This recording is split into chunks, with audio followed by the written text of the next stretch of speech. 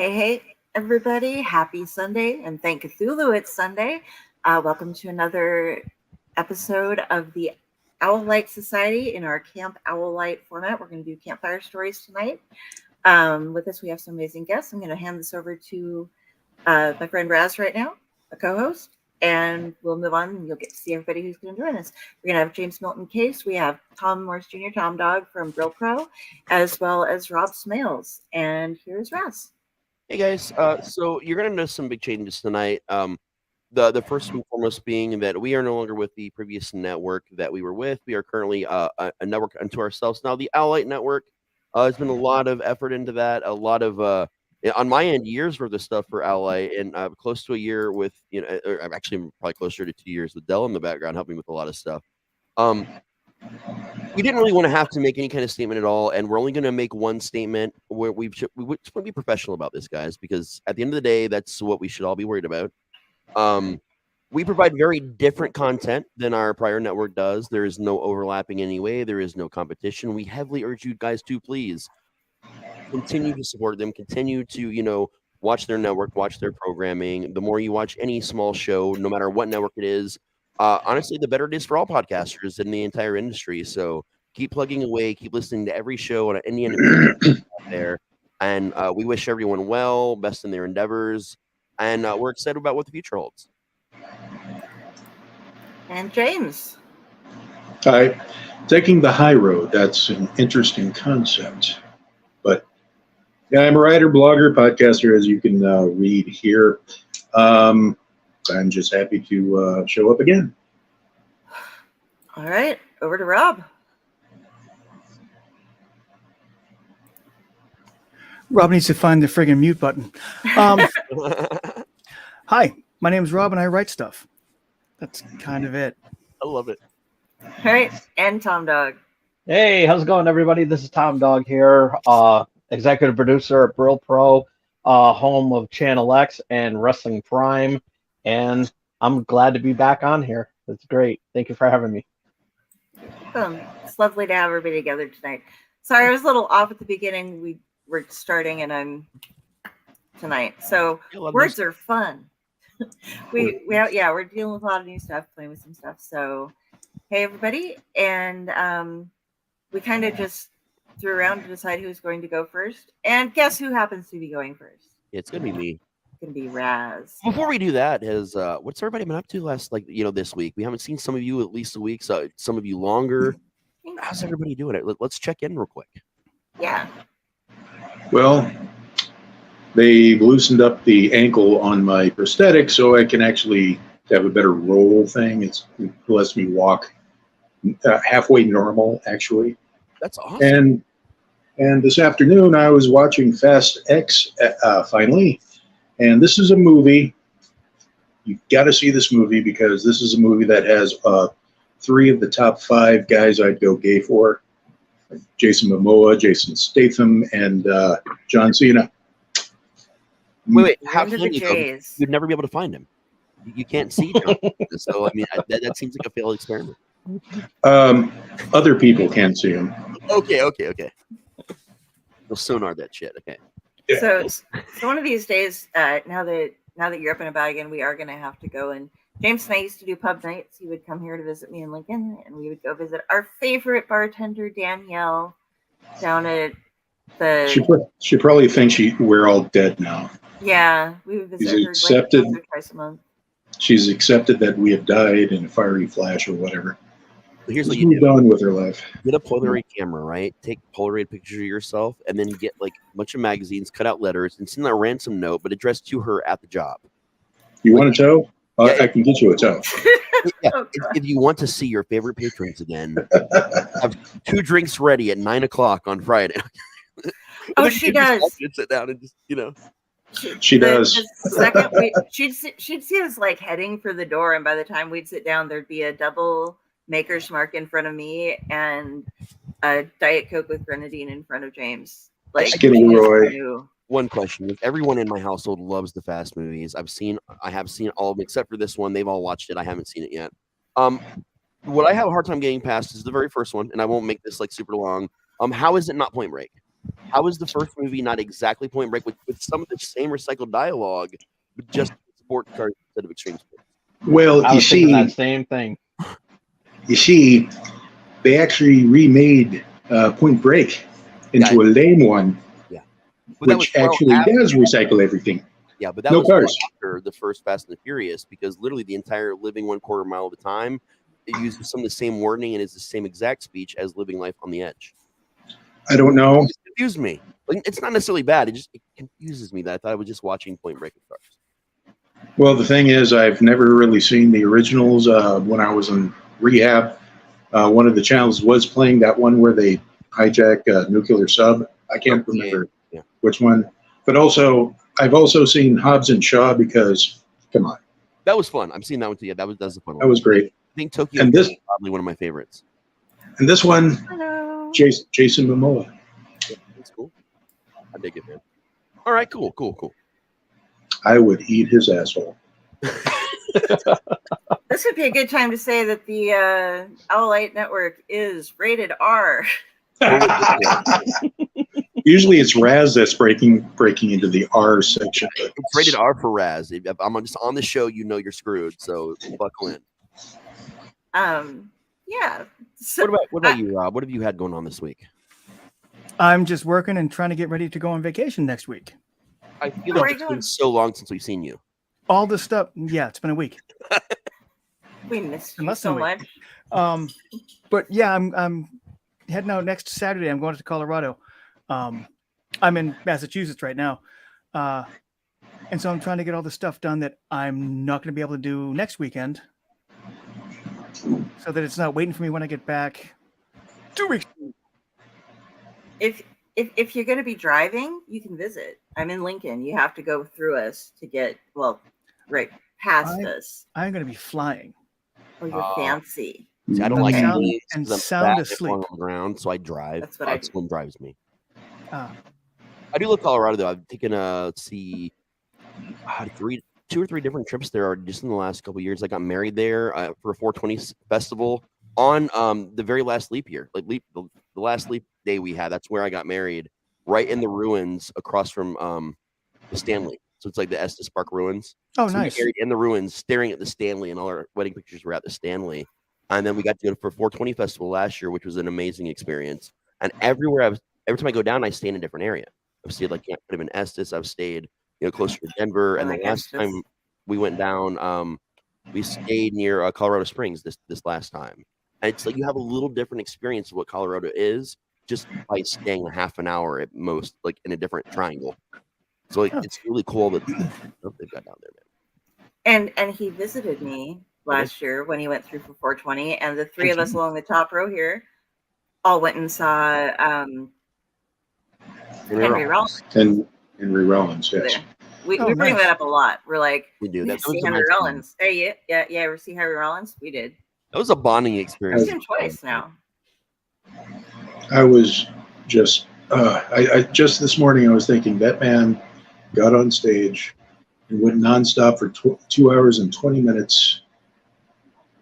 On full the whole time. Like he never turns off. Didn't actually finish a glass of water. It's crazy. Yeah. All I remember is that I was just transfixed.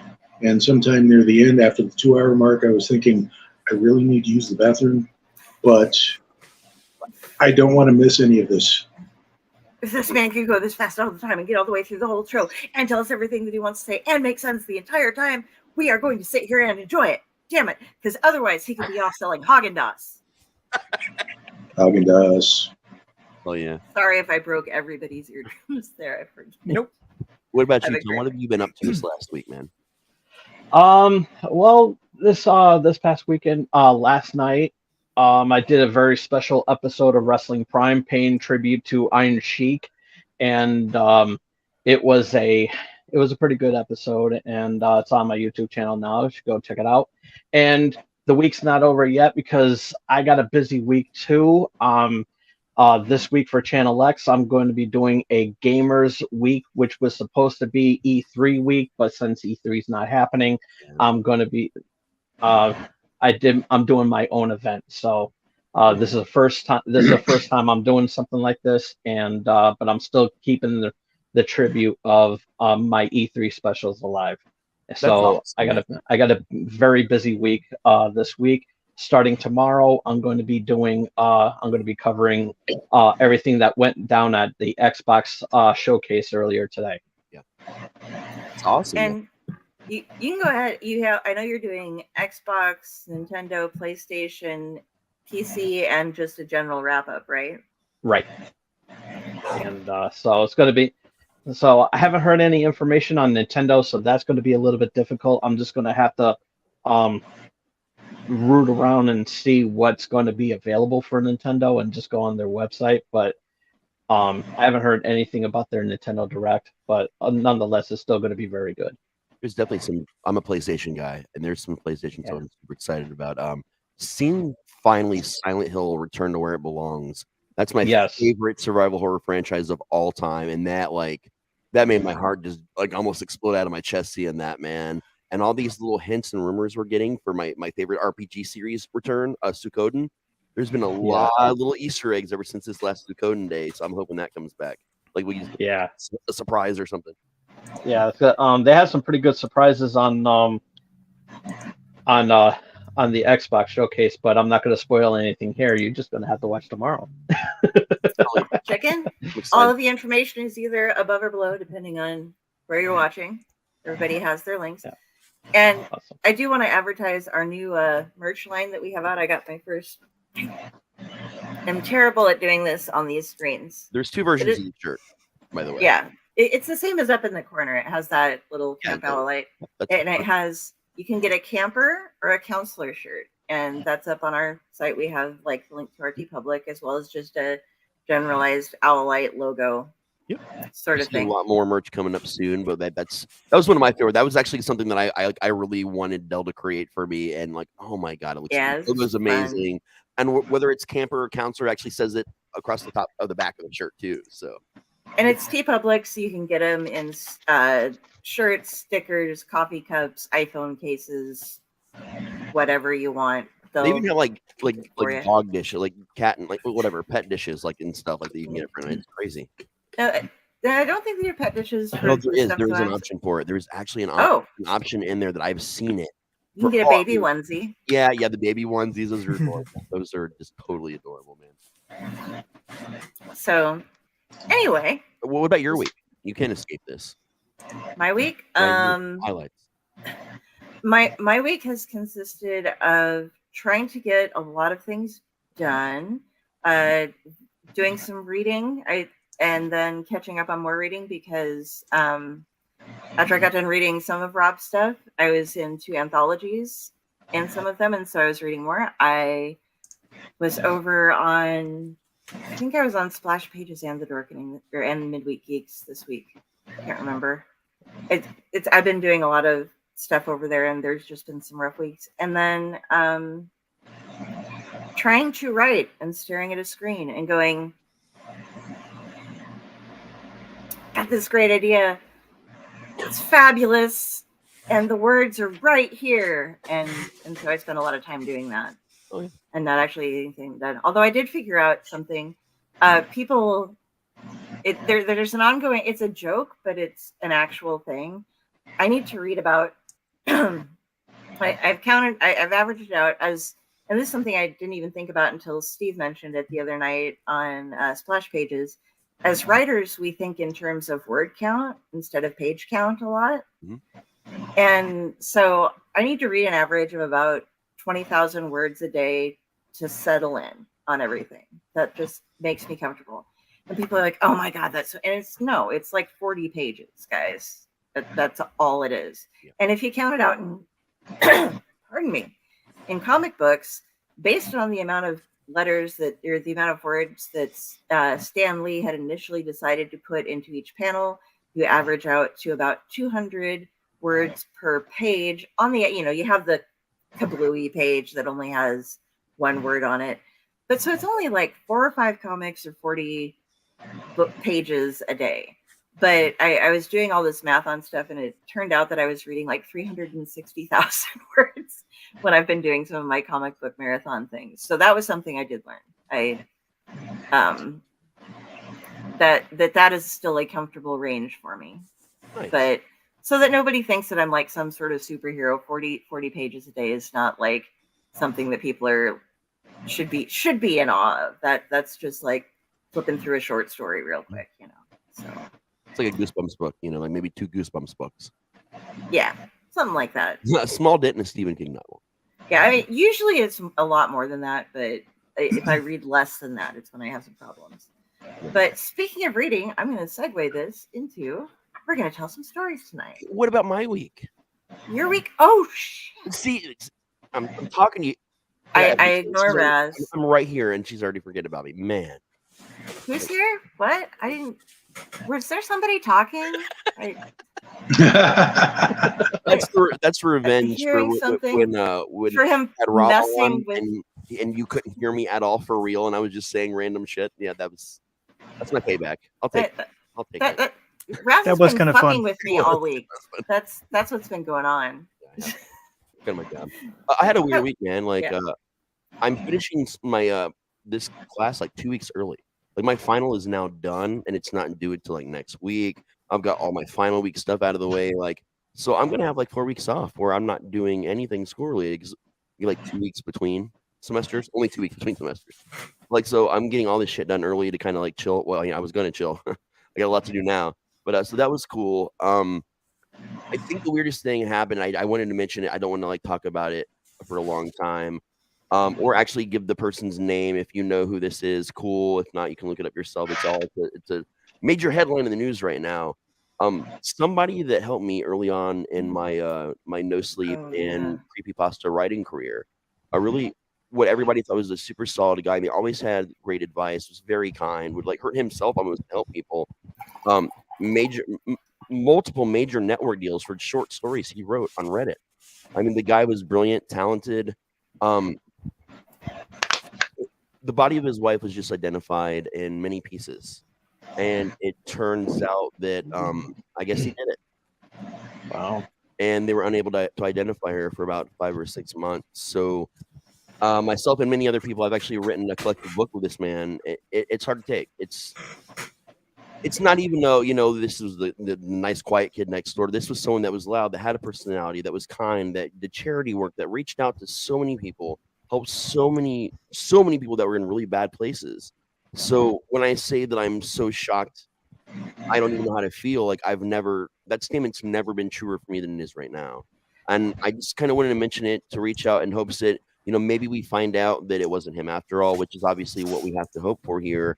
But if it is, we also have to send love to, the people that were actually affected by this, the support and he brought a community together, and now our community is pretty broken right now. And we got to pick up those pieces. We got to find a way to, keep going, to, have respect and honor as much as we possibly can in a situation that obviously we can never understand. But it's a loss in many different ways, in many different senses. And I think that's the biggest thing that's affecting me this week, probably. Yeah, I forgot we were just talking about we found out about it last night. To everyone out there in Reddit community, we'll get through this. It's not going to be easy. There's a lot to unpack, a lot to deal with. Just make sure at all time that you're respecting the survivors, because it doesn't matter how you feel or what's going on or what you think. A life was lost in all this. And ultimately, that is what the most important thing is. I'm not going to post it right now because then again, that would give names. But if you know what I'm talking about, or you go and look it up, which it's easy to look up, there is actually a GoFundMe for the survivors of the victims. So that's something that I'm going to be putting some money into probably this week. And if you have it and you want to, you're a part of the community, or just something that strikes you hard, it's out there. Again, I'm not going to post it because I don't feel that that's okay for me to do. Not being a family member, that just seems like something I shouldn't do. But it's easy to find. Headline news the last 3 days. So if you're a member, if you know much about Reddit or the No Sleep community, you can go onto Reddit. There's No Sleep OOC out of character is one of the subreddits there, and it's a pinned post about dealing with the tragedy, and there are links to it there. Yeah. So I just like and there's no names mentioned, nothing like that. So you can go ahead and look at things there.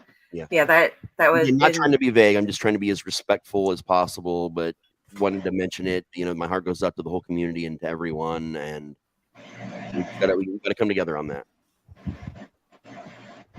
That was my week. Literally, like excited about homework. Terrible thing happened. Shit. That's where I'm at today. Yeah. So we're gonna bring things back up again, and Potentially. potentially we're going to get into some storytelling. Good luck following that. I'm following that. He's following himself. So okay. No, I wouldn't have brought this up if one of you guys were going first, because that would have been a dick move. I wouldn't do that to you. I love you guys too much. Myself story, right? I'm afraid a dog just got hit outside, and now the comedy stylings of Raz. Okay. basically, all right. So I'm going to pull Raz up. Rough. Yeah. I'm ready for my case up. I'm going to pull Raz up. The rest of us can go on mute, and let's hear some stories, folks. Everybody buckle in. Okay, some people have heard this story before in other places, but I've never actually said it on any Owl Light show, and of course now I've never said it on the Owl Light Network. So we'll play the usual game at the end. Every time I tell a story, we decide whether it's true or not, or what is and isn't, because that's just fun for me. This one is very near and dear to my heart. Those that know me know that I grew up in a very strange environment, from my mom being into, to kind of the indie horror scene, teaching me a lot about that, to just, paranormal things, being obsessed with cryptids. So I've experienced a lot of insane things, even at an early age. And the craziest thing that I've ever still to this day survived is growing up in the house, my childhood home. Um, it's located here in the grand city of Riverside, Ohio. And believe it or not, although I've written stories and a collection recently I released about Riverside, Riverside's a real city. You can look it up. It's right next to Wright-Patt Air Force Base. So it's super easy to find on maps. And yeah. The house I lived in was, every neighborhood has this house. It's the house that's creepy. You get a weird vibe from. You dare your friends to walk up onto the front porch or what have you. Just kind of freak each other out. At Halloween time, you tell stories. But every neighbor has a different story about the house. The weird thing about it is when you grow up in that house and you're in elementary school, especially. Actually, then, I was in late elementary school. I got to hear these stories from other people about my home. Some of them not even realizing that's actually where I lived, because I tried not to broadcast that I lived in the crazy house. Not a lot of people knew about it, for obvious reasons. So at one point in time, they said there was a family of serial killers that lived in my house. My house was haunted and like the walls bled. Because we were right next to airport, or to the Wright-Patt Air Force, which is a super weird area where I live. There was alien stories, and you name it. There was some kind of crazy, fucked up story about this house and the family that lived before it and the family that lives there now. I would come home from school and ask my mom about these things that I was hearing, and she'd freak out like, "Where are you hearing this from? School? Don't they know you live there?" No. So that was always an awkward, dinner conversation every night. It's, "What did you hear about our house today?" Um, but it really was a crazy place. It really was a very dangerous home. I think I'm actually going to start the whole house series and start telling all the stories, starting with this episode, because I kind of shied away from a lot of that. But it seems like a good time to just get into it. So I'm going to start at the end of the house series, because it's probably, I think I've done one other one about, what was it? Spotlight Tag. I did one about Spotlight Tag previously, but that's the only one. I want to start at the end because it's kind of the most profound, and everything that leads up to this, although some events were far worse than this was one that shaped my life up until my father's passing many years after this event. And it shaped a lot of our lives, I think. And sometimes telling things in the backwards order is a little bit more fun, because it gives listeners a chance to go back and to listen to different episodes. And, I think I might even just tell things out of order just for my own personal amusement, and just to make you go back and watch things in order, because, So, again, a lot of paranormal things happened in this house. We had pets that would just randomly, mysteriously die anytime my mom was around for no reason. We had, incidences with building box forts. We had shadow men. We had creatures in the woods nearby, missing children. I mean, our neighborhood, our very small portion of neighborhood, our neighborhood, which is a very small portion of our town, was probably the most fucked up place in all of Riverside and into the surrounding cities actually. And no one knows why. I mean, it's not Native American land. It's not, no more people than usual have died than anywhere else in the world. So there was never like anything that you could fundamentally just point your finger at and say, oh, well, that's the problem and that's what it is. Or, oh, you have creaky boards. Oh, you have leaky pipes. It was none of that. Everyone in my family was either an automotive mechanic or did some kind of construction or home construction or a combination of all the above. So when there was a sound we couldn't identify, they went under the house with flashlights. They, busted open some drywall. They fixed it. So these were not sounds of a settling house. Nothing we experienced there could have been explained by that. Um, my dad was out of town a lot. He worked for a company that basically built assembly lines and entire setups for other warehouses and companies. So he would, I think, go to probably China more than any other country. And this was during a time where he was out of town in China initially. He was also big. He was one of those fishermen that was on TV back in the day, like doing bass tournaments. He was the president of his Bass Masters Club. So even if he wasn't gone for work, he was out fishing. He had a hard time believing a lot of the things that we experienced. He claimed that he never saw anything. He never had any weird moments. And while it affected all of us equally, I tended to get a little bit more of the violent side of things. And it was always my dad saying, oh, well, I heard about this thing called night tremors. That's probably what it is. Or night terrors. That's probably what it is. Or you have an overactive imagination. Mom would say, but I experienced it too. And he'd just be like, well, and he'd shrug and change the subject. So it's important to point this out because he never believed anything we said, anything anyone else said. His own mother had an experience there and he wouldn't believe her. So like he was very, very against any of this. And my dad was 6'3", built like a biker. One look from him had you so terrified you'd want to hide in the corner and pitch yourself. Like he was that guy. He was an angry guy. But he also was terrified of horror films. Like, he wouldn't watch a horror film. He would have nightmares that he just couldn't stand it. So he was anti-horror, which was weird in my home growing up because he was the only one that just didn't participate in horror of any kind. So it made some sense that he would deny these things, but after a while, that denial got really difficult for him to pull off.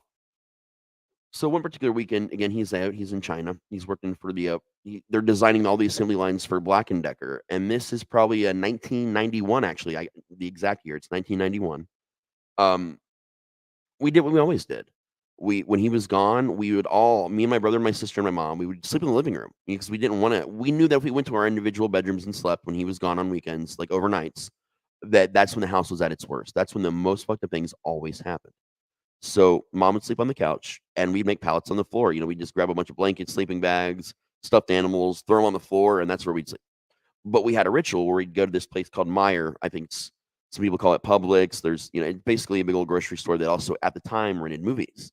So we would just go rent a bunch of horror films, get popcorn. They had a candy aisle, like candy by the pound. So we would go nuts with it because, it was extremely cheap in the 80s and 90s. And we'd just make a whole weekend of it. And what I remember most about our movie choices, it was the first time that I ever saw the Rocky Horror Picture Show. My mom had been a big fan, like, for years, and she decided, it's time to watch this movie. And explain why I'm pointing out the films because that's how memory works. You remember one thing that triggers another event that triggers a whole series of mental pictures in your brain. And for someone like me that has eidetic memory and brain damage, that's how I live my life. I don't know I know something until it's triggered.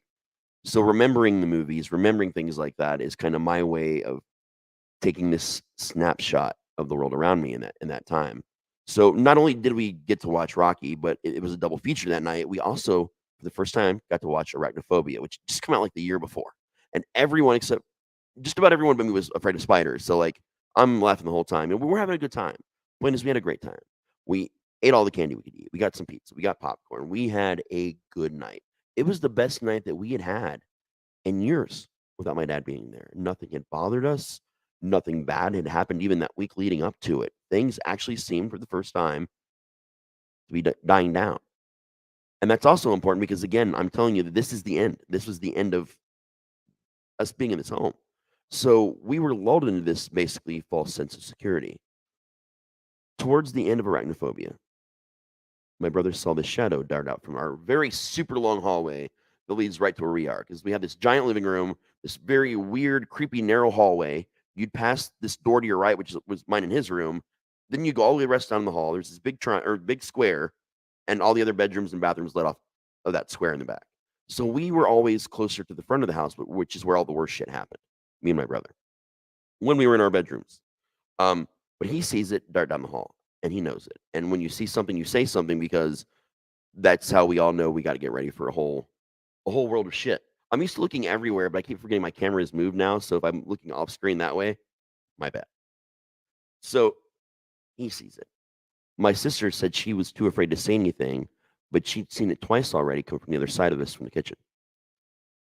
Usually, if you saw a shadow, you'd see one or two, but there was already three, maybe more. We're on guard now. We finished the movie, but we're kind of hesitant. And not to be cliche, but there was a storm that night. It was literally the middle of summer.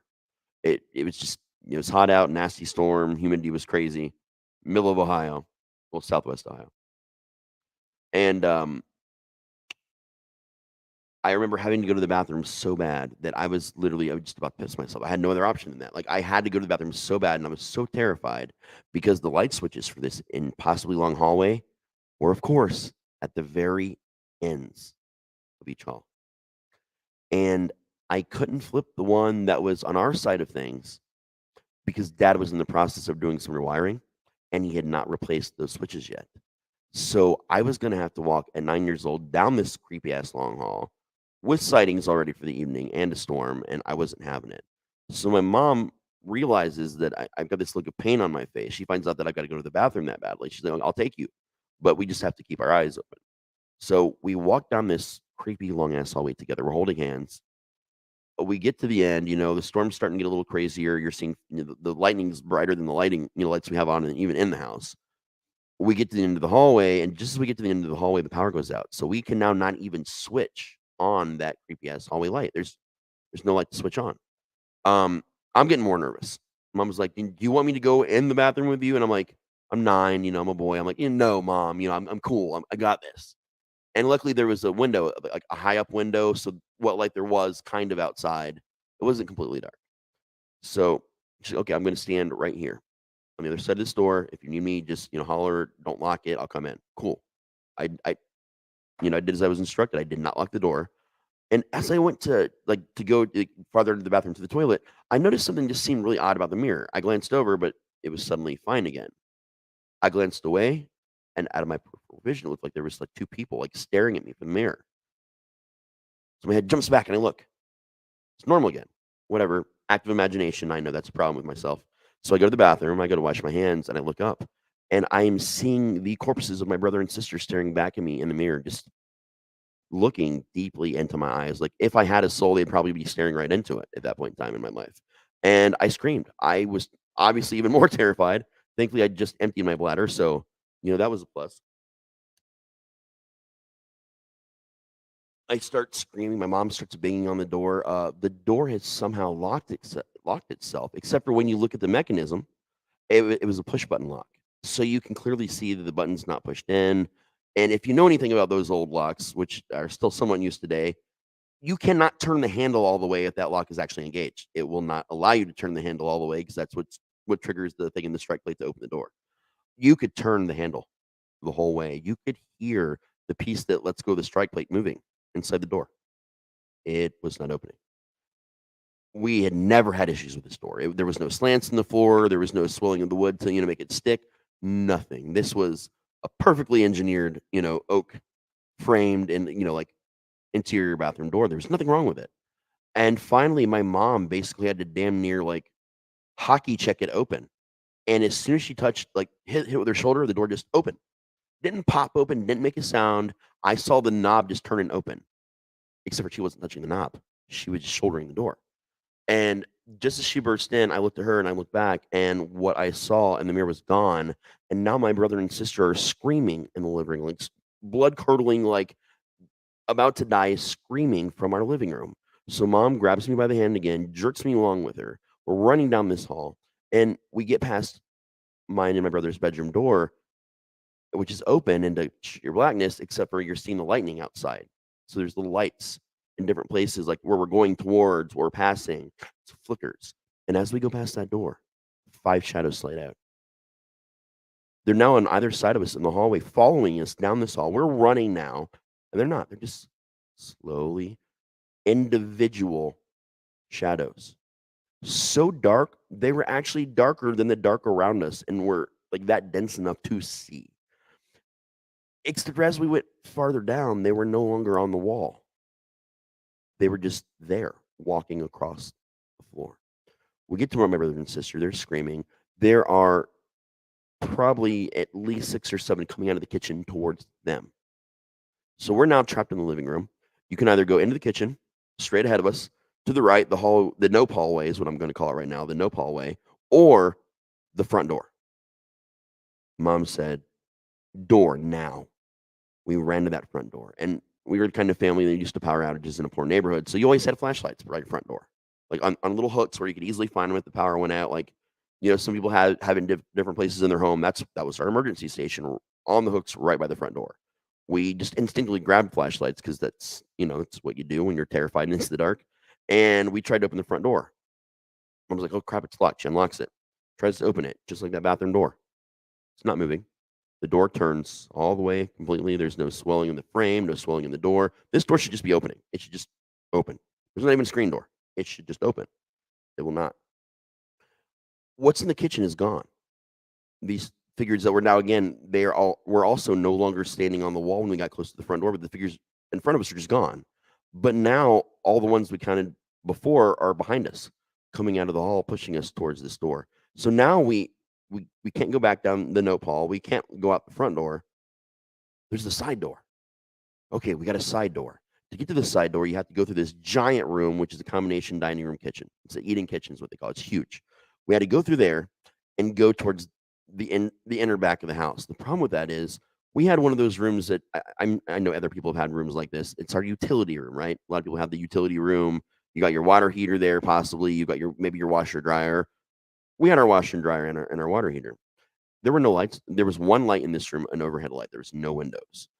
You could put in the brightest bulb known to man and hook up work lights and plug them into the walls in there, and that room was never fully lit. It just could not be fully lit. And it always frustrated the shit out of my dad anytime he'd have to go and rewire outlets because there was just never light in this room. So we were already terrified of that room, and eventually you'll find out more about why I was terrified of that room. But we get in there, and the dryer's going. The dryer. There's no power. We try to flip on the light back there just to see if maybe just the breakers were out on one part of the house, because that happens. And nope, there's no power, but the dryer is going. We look at the dryer. We look back the way we came, and now there is about 15 or 16 of these shadows. Again, no longer on the walls, just standing in the middle of the kitchen, slowly, painstakingly slowly, walking towards us. No time for the dryer. We turn around. Mom is able to actually open the big door, and we think we got this. But we had one of those strong security style screen doors on that side of the house because that was the easiest side for someone to break into if they were going to break in. And that wouldn't open. And this is such an easy to open screen door. It's the one where you just push the little black piece in the bottom and in, and the door just opens. Even easier to open than any of the other doors in this house. No way for it to swell because it's metal and plastic. Won't open. Mom said she couldn't open. She needed help. So me and my brother were small enough to get on either side of her and push. My sister's behind us, pushing us into the door to help. So you've got, a 9-year-old, a 10-year-old, and a 13-year-old, and a mom just all shoving, slamming, kicking this door. And it feels like someone is pushing it from the other side is the only thing it felt like. Because you get that moment where it would start to give a little bit, and it would just slam back. And the momentum would just kind of like make you take a step back. So we were not getting out this door. We just kind of stood there because we could breathe fresh air. We were right there. Our driveway was right there. Our car, the passenger car door, if I opened that door, I'd take 2 steps and I was in that car. The doors were unlocked. We were looking right at it. We had no way to this. There was just no way out. So my brother, and I still to this day never found out why he did this. He went to the dryer and he opened it. And inside the dryer was a pair of shoes that my sister lost 4 years prior in a lake about 30 miles away from our house. this exact pair of shoes. And you might think, oh, back then a lot of shoes looked the same. And you're right, they did. A lot of shoes looked the same back then. We didn't have the styles and the choices we have now, but my sister always wrote in magic marker on the inside of her shoes. I don't know why she did this, but she always wrote her name and whatever her favorite song was or something that she liked at that time. And like anything she loved, like her jackets had these labels in them, her shoes, like, books, important things. Not our shirts, but just normal important things. And right inside the band of the shoes, one second. Sorry about that. Right on the band of the shoes was not only her name, oh, also she would include her age, and her favorite New Kids on the Block song, which was actually Popsicle at the time. I remember that was her favorite song. It was one of the ones that Joey sang. So that was on the label of the shoes. These were the exact shoes that no one had seen in 4 years. No explanation, no idea how they got there. It seemed like it felt like it was meant to be a distraction because by the time we turned around, nothing's in the kitchen. Kitchen's empty. Awesome. Perfect. Escape. Where can we go? Okay, we were in the living room. We didn't try the windows. The ones in the kitchen weren't as easily accessible. So we run back into the living room and we see that the nopal is still a no-go. They're still there. There's still plenty of them there. But once we go back into the living room, all the ones that I guess were distracting us with the dryer in the kitchen were now coming back out of the kitchen. So now they were all. And we're looking up, and I'm a kid, so my number on this might be a little off because it seemed pretty overwhelming, but it seemed to me that there were probably close to 24 of these things just standing in the middle of the room, like around the edges of the room, just watching us. Like if you see like Harry Potter, they walk down the corridor and you got your knight statues everywhere, but just replace the knights with freely standing shadows, basically. And it was like they were standing guard or sentinel over something, but being very menacing somehow. Although they never spoke, you couldn't see features. They were just there. And then slowly, they started moving in at angles around the sides of us to the point where now we're just seeing a wall of shadow. No matter where you turn to look, you can see the ceiling just fine and the flashes of lightning, but you couldn't get to the windows anywhere. There was no way out. And this felt like it went on for an hour. But honestly, to a 9-year-old brain, in all reality, it was probably 2 minutes. If I had to be super real about it, maybe 2 minutes, 3 minutes at best.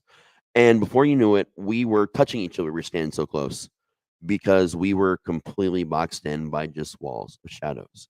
The closer they got, you'd hear just whispers, but those whispers turn into words, unintelligible at first. And then I remember hearing my brother and sister just screaming, worse than they were when we were down the nopal. My mom is sobbing and just screaming and crying, and I hear one phrase in my ear. It's, "You'll never be alone again." And then nothing. I blacked out. I woke up the next morning. They all woke up. We had like bruises, abrasions of handprints. I had a big one like right across my collarbone, one on my right side. My mom had one over her mouth, and my brother and sister just kind of scattered around. I think my brother had one on his left arm. My sister had one on her right thigh for some reason. But that's how we woke up and terrified. And we tried all the doors again. None of them opened.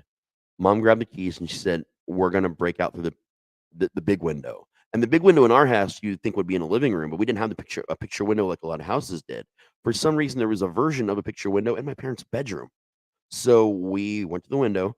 Mom was like, "Let's try it before we break it." But she literally grabbed one of Dad's spare tire irons that he kept in the utility room. She was just going to break the window. She had to. But we tried it, and the window opened. We tried other windows. We were just so flabbergasted about why the doors wouldn't open. No other window would open. Only that window, which led right into our backyard. So we opened it. We hopped out. It was, we were there's. It's only a 1-story, you know, home, so it's not like you're jumping out of a very high thing to go through the window. Like I would fall out of the window, and like I think I'd fall a foot maybe before my feet touched the ground.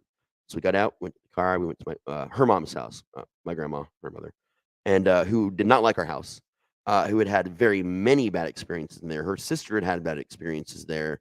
Most of our side of the family had had bad experiences in that house. So she's like, "Stay as long as you need." We stayed right up until my dad came home. We all, as a family, like we always did, we got in the car, we went to the airport to pick him up. Dad was happy to see us. He brought gifts home from China. Oh, you got a kimono. Mom got some actual Chinaware that time. and I got those little clacky balls that you can spin around your hand. First set I ever had. Super cool. I loved them. Uh, we almost forgot how terrifying things were. Just getting gifts and seeing him, and then okay, let's go home. Except for we didn't drive home. Mom drove us to Granny's house, and my dad said, "Listen, I'm jet lagged to hell. I'm exhausted. I would like to go home." And Mom hands him the keys and says, "Good luck." What are you talking about? It's not like he could just call if he was gone for a weekend in China. It was very super difficult. Timing was just terrible. So if something bad happened, there was a way to talk, or to send messages or whatever. But otherwise, Dad just didn't call. So Mom had us go inside, and my grandma was trying to distract us, but we can clearly hear my mom and my dad fighting outside. They're arguing. Dad is tired. He's just tired of the bullshit. He's tired of us making up all these stories. If he ever hears a story from any of us again, there's going to be trouble. Like, I mean, there's threats. There's like, what the fuck is going on right now? It leaves with my dad getting pissed and slamming a car and driving back to our home. And Mom, she comes inside and she says, "We're going to stay here for probably a while. We'll figure it out." And we're kids. We're already terrified from what happened the night before. Now we have the highs and lows of getting gifts, watching our parents fight, and then we just kind of forgot about it. We played rummy. We watched game shows with grandma and with granny. We had a good time. As best as we could, I guess, in that moment. And then it was about a little after 3:30 in the morning. I hear a car door, and I'm sleeping on the couch in my granny's living room. And I woke up first, and I went to the window. Hey, that's our car. That's Dad. Actually, it was a truck. That's Dad's truck. I got excited. I woke up Mom. I was like, "Hey, Dad's here." And Dad comes and knocks on the door. He walks straight in, doesn't say a word. He sits on the couch, and his face. I've never seen anyone that pale in my life. Certainly not a man who is primarily Sicilian and Cherokee. We don't get pale. we don't get pale, but he was pale, like sickly pale. And he said, "I'm gonna make a phone call in the morning. We've been thinking about moving for a while, and I know I have a friend that's selling their house, and it's still in the same neighborhood, but it's like in the other side of the neighborhood. Not any less poor or more poor than where we were living before. We just couldn't afford to move farther away, but at least wasn't in the part of the neighborhood where that house was." Okay, we didn't think to question it. It's we were young, like we're not going to be taken away from our friends or our school. We're in the same area. Okay, cool. That sounds great. New bedroom. And then he looks at Mom and says, "And I'm hiring a moving company in the morning. We're never stepping foot in that house again." And Mom just kind of nods. Granny wakes up, finds out what's going on. She says, "That's for the best. You guys can stay here as long as you need." A week later, we were in a new house. It took a week. We closed it. We sold that. Dad sold the house. So I don't know how. I don't know how he sold it that quickly. To this day, I have no idea how he sold it that quickly. But I know that he definitely, we definitely don't still own the house. There's no deed with our name on it. So he literally had to have sold it because otherwise we were too poor to not even be able to afford to move. And the house we moved into was bigger and nicer and had a way bigger yard. So, but yeah, we never had to go inside that house like he promised ever again. But Dad would still never talk about it. Like to this day, I'll be talking to my mom or my sister or somebody and say, "Hey, I was thinking about the old house the other day." And we just talk about it. Like this is normal conversation because of how bad that place was that we just still talk about to this day. And my brother, right up before he passed, would never. I think it always affected him a lot more than anyone else. Right at his end, he struggled a lot more and became obsessed with the house right before he passed away. But when Dad died a couple years after my brother passed, we didn't know he was we didn't know he was dying. He went in because he was having back trouble. It turned out that he'd had a kidney infection he didn't tell anybody about for 9 months, almost 10 months. And that kidney infection turned systemic and it was killing him. But he calls me the night before he dies. It turns out to be like about 3 or 4 hours before he dies and says, "Hey, I'm just in here for a little while, man. Don't come and visit me. You're just going to piss me off, treat me like an invalid. Get your shit together. I'll be home in the morning. We'll hang out." And I was like, "Dad, I need you to be honest with me. Do I need to be there?" And he said, "I don't want you to be, but if you feel like you need to be, I'm not going to be a dick about it." Okay. I drove immediately there. Before he'd just screamed and been pissed, "No, no, no." But now I'm hearing doubt in his voice. So I show up and it's just me and him in the room. My wife at the time, my ex-wife now, left to help my mom with a couple things because she was going to try and stay the night at the hospital, but they had to go back and get some stuff. And it was just me and him alone. And I said, "Dad, you know, we exchange the normal potential end of life talk, like what happens if you pass? What do you need me to do? You know, I'm the oldest, or I'm the youngest son, but I was the most responsible of the children. What do you need me to do to take care of mom? You know, we had the normal conversations, I guess. And finally, I said, but there's one thing that I need you to be honest with me about it. This is the last time we're going to talk. I have to know. And he said, what? I'll tell you anything you want. You know, what is it? I said, the house. Why did we move? And he looked at me and he, come here. I lean down and he whispers into my ear, because you'll never be alone again. And I just stopped, because that was the same thing that had been whispered into my ear, you know, when I lost consciousness. And I just started crying, like just bawling my eyes out. Because the more and more I thought about that voice from back then, that voice that haunted my nightmares still over 3 decades later, it was my dad's voice that day. But he had never whispered those words to me ever in my life, ever, for me to know what that would sound like exactly in that moment. But they were the same words echoed in the same pattern, the same tones, everything as that night. And he stopped and he looked surprised. He just had this look of surprise on his face. And I'm bawling my eyes out, not sure what that means. I don't know what's happening. My mom shows up with my wife at the time, and I just look at him, and they know that there's something bad has happened. They're freaking out. What? You know, did the doctor come in? I'm in. My dad flatlines, and he passed away.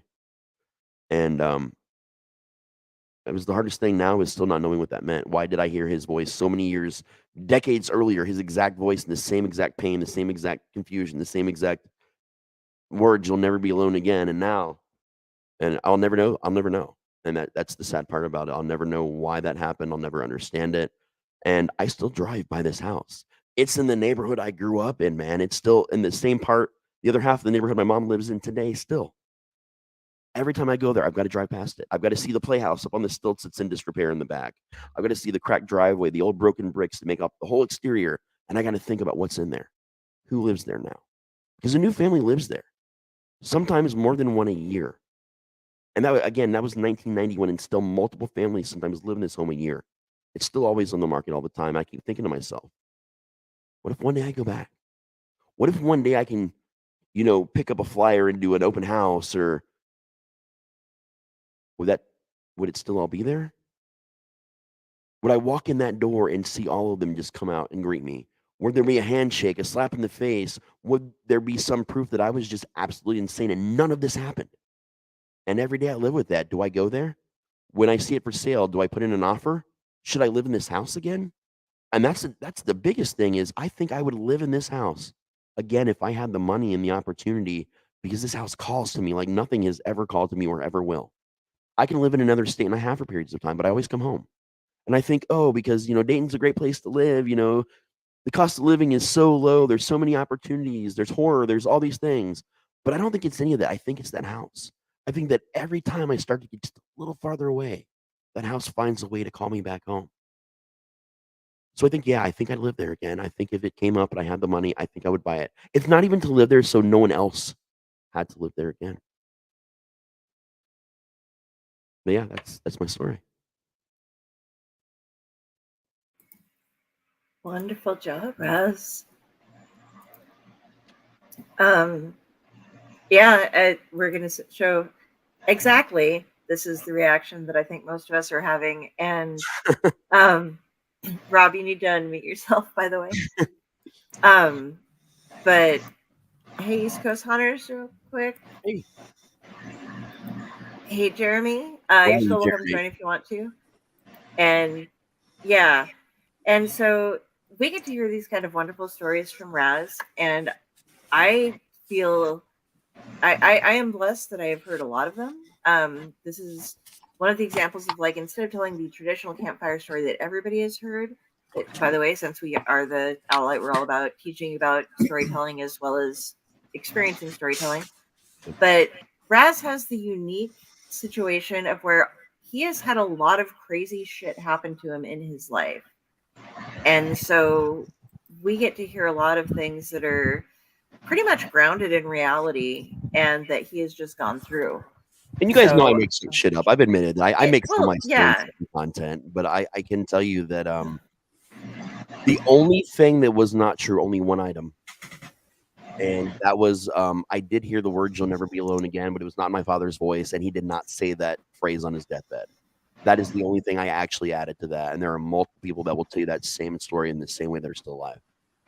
It was an insane situation, and literally it was a week. We were in that new house, and I've seen stories like, oh, you had a haunted house, you moved out because it was haunted, and it seems so fucking unbelievable. Let me tell you, but there are people like me all over the country that had to leave a house as a child because of how bad their home was. Like, it's nuts to think about it. That is a real thing.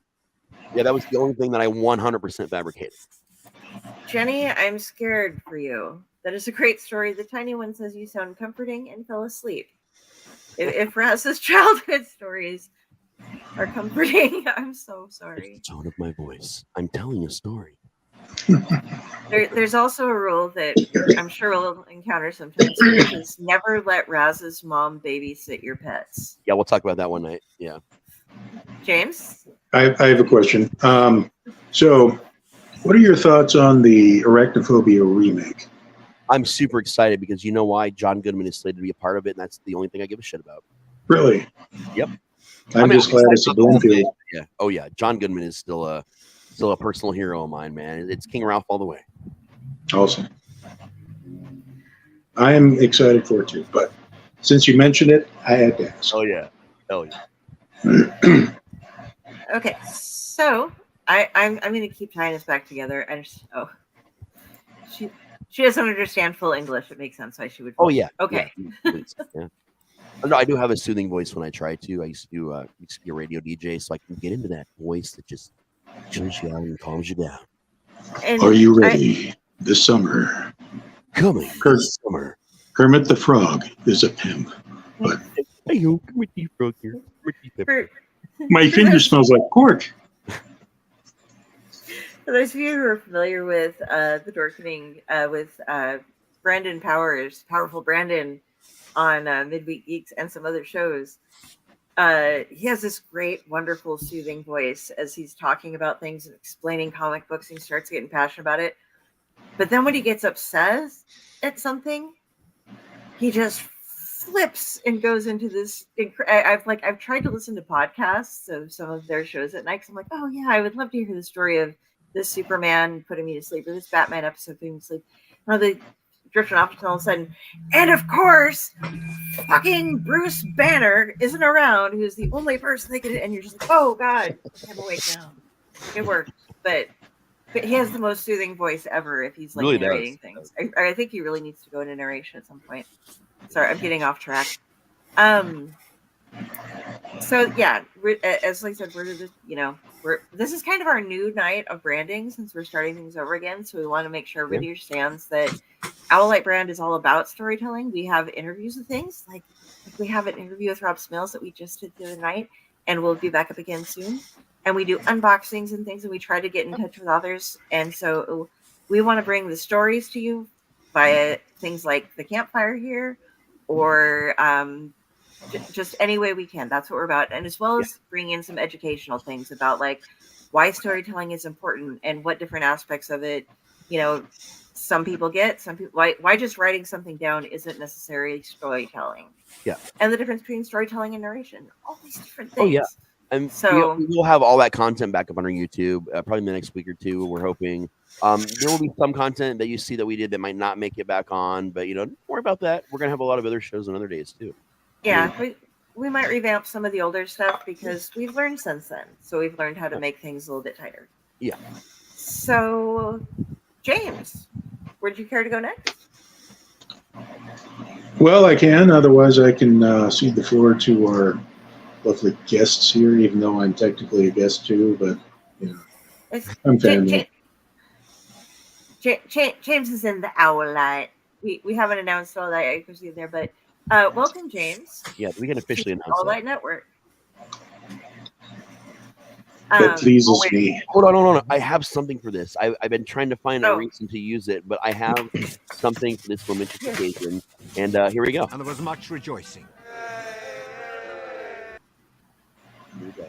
That was just for you. And the crowd goes wild.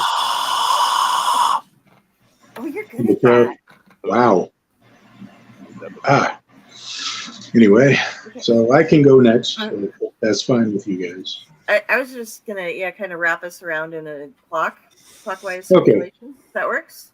That'll work. I'm going to start with the poem first because the next one.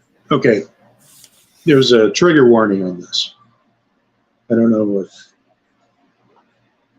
anybody else wanted to handle that, but the second part, there's going to be a trigger warning. But the first thing I'm going to read is a poem that I actually wrote for Dell a couple of years ago. It's very short. And I asked for her permission. She said, okie dokie. So here we go. Try not to point and laugh too much. Her eyes are obsidian fire, shimmering, intense and captivating, burning a hole through my soul. Her hair dark as Odin's ravens, a crown for her mind and thoughts. She wields her pen as the dragon fang, with its sapphire blade and hilt forged from dragon's teeth, creating worlds and dimensions with meticulous abandon. A being that would make the gods tremble, and the mortals stare in awe and wonderment. Tender soul, housed in the body of a demigod, the beauty of which I cannot begin to fathom. Thank you. So, that was the poem. If you guys want to react now would be the time. I think we're gonna let you go all the way through. Yeah, Okay. I was going to talk about both things when you were done. Yeah. Okay. This next one is a blog post. This is a completely true story, and it's something that I have to premise with between the ages of 12 and 15. I was in and out of psychiatric ward about 5 times. This was between the years of 1986 and 1989. It got to the point where I've been in there enough times that the nurses started taking bets about how long it was going to be before I would get back there. And when I found that out, I was kind of miffed because, first they were because of that, and also I wasn't making any money off of this betting here about me. So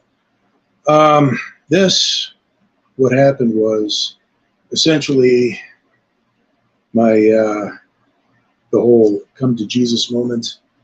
It kind of kicked me in the crotch to rethink my life choices as a tender 15-year-old. But the entry was titled Notable Dates on the Calendar of Dread, July 1989. A few people who know me well know I have a rather peculiar aversion to touching anyone and being touched in return.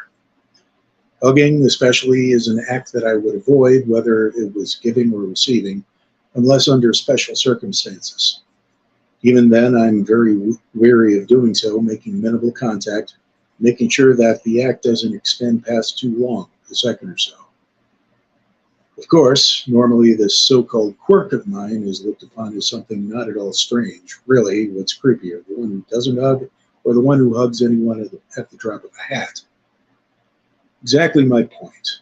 However, having the added vocation of attending churches where it is expected of the congregants to engage in the affectionate yet platonic act of touchy-feely, more than one eyebrow has been cocked when I suddenly vacate out of the sanctuary briefly to either use the restrooms or to freshen up my coffee cup. It used to be I would step outside for a quick pass with the cancer sticks, but that's long behind me now. At the onset of the greet your neighbor portion of the service and wait out the love fest. There were some places that took this to mean I was somehow spiritually deficient, but that's another story entirely. So, what exactly was it that caused me to bristle at the hand laid on my shoulder absent-mindedly? Why is it my first instinct when confronted with the inevitable unwanted hug to duck, dodge, and dash?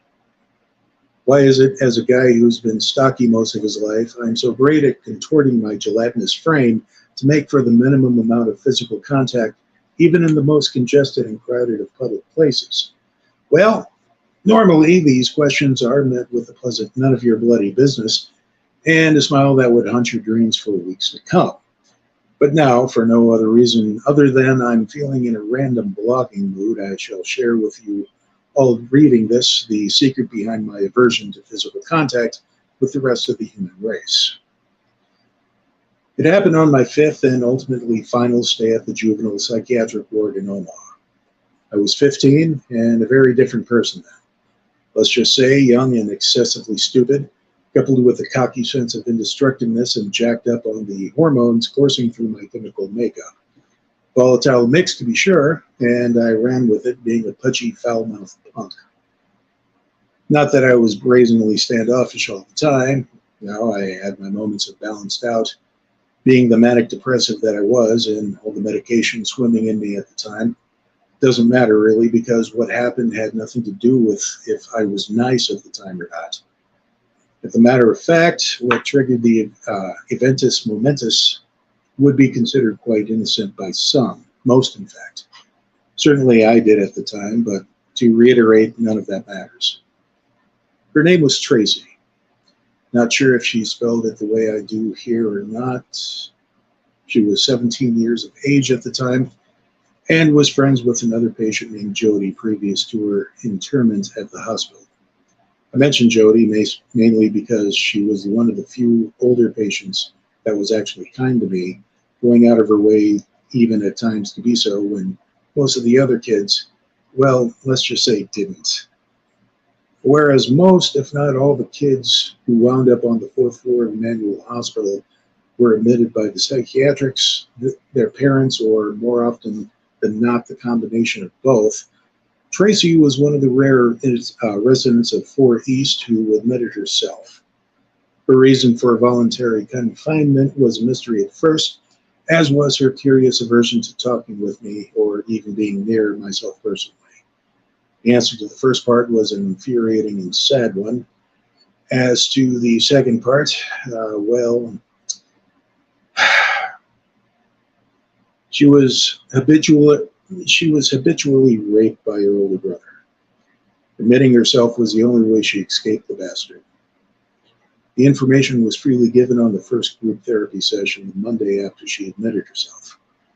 Of course, there is no fathomable way I can even begin to relate to that kind of horror.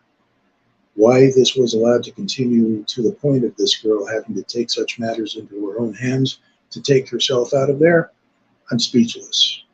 She immediately had my and the group's sympathy and support. What she didn't tell me was, apparently, I looked almost exactly like her brother. As to why this information wasn't as forthcoming as it should have been, I don't know. You would think that having just admitted yourself into what you thought was a safe haven from the darkness and horror of your everyday existence, only to find out that one of your fellow residents resembled the very thing you were trying to escape, this would be some very important information to be supplied with. It's like being the only survivor of the Camp Crystal Lake slaughter, only to be admitted into a hospital room where your roomie is a hockey fanatic that wears a goalie mask nearly all of the time. And I really hope some of you actually get that reference. It's very apt, really. Looking back, I can understand why she wouldn't want to initially let me in on the whole coincidence, kind of, but considering what happened. Okay, so this is rather hard for me to tell, so bear with me. One afternoon, after the lunchtime, the adolescent-age kids would go into a gym and just knock around, play basically what anyone would do after lunch at school. Basketballs were shot at hoops, bouncing balls, running around, playing tag or whatever. You get the idea. This particular afternoon, I remember spying both Jody and Tracy and another girl their age chatting in one of the corners, standing in kind of a circle together.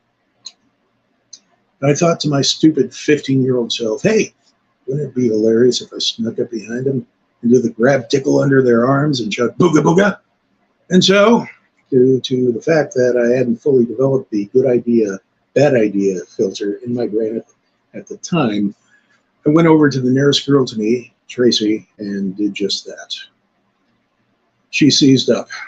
She folded onto the cold, hard gym floor in a fetal position and began trembling hard. She immediately regressed inside her mind, experiencing a flashback, and a horrible one at that. Only I didn't notice all of this happening because I was jumping around and laughing at the fun goosing I just did. Ah, wasn't that a funny joke? Wait, what's everybody staring at?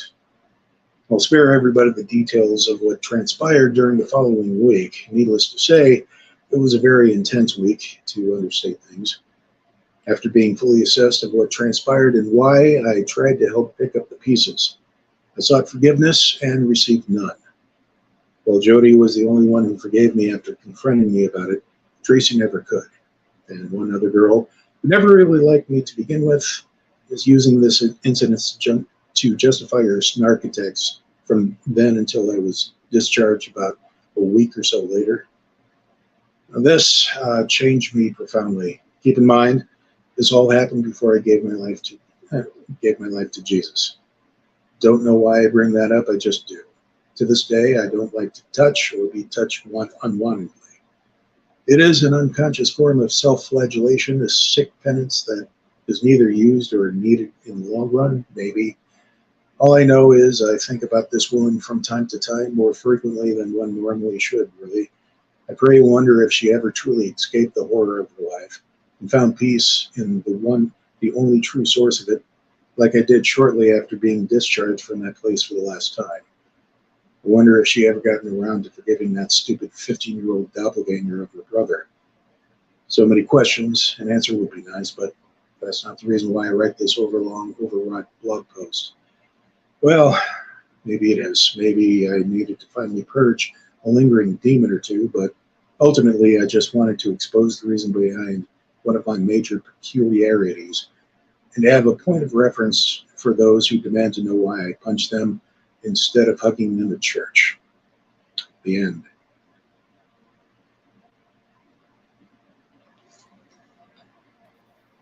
Wow, man, that was a lot of different emotions and feelings in both the poem and the story. There's a lot to unpack in both, especially obviously the second one.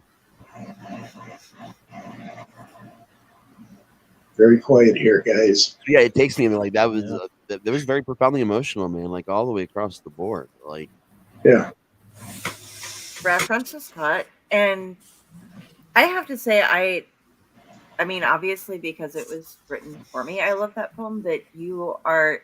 It's not one of those like, yeah. It's not something like, hey, I wrote this when I was a teenager. Want to hear a poem? Your imagery is really, really good, and even in your blog posts, I love the way that you write them. I love everything you do. That is a very intense story, and I didn't know that about you. James and I are huggers, but we hug each other, by the way. But we've built up years of trust. Yes, we've known each other since high school. He was 1 year ahead of me, so.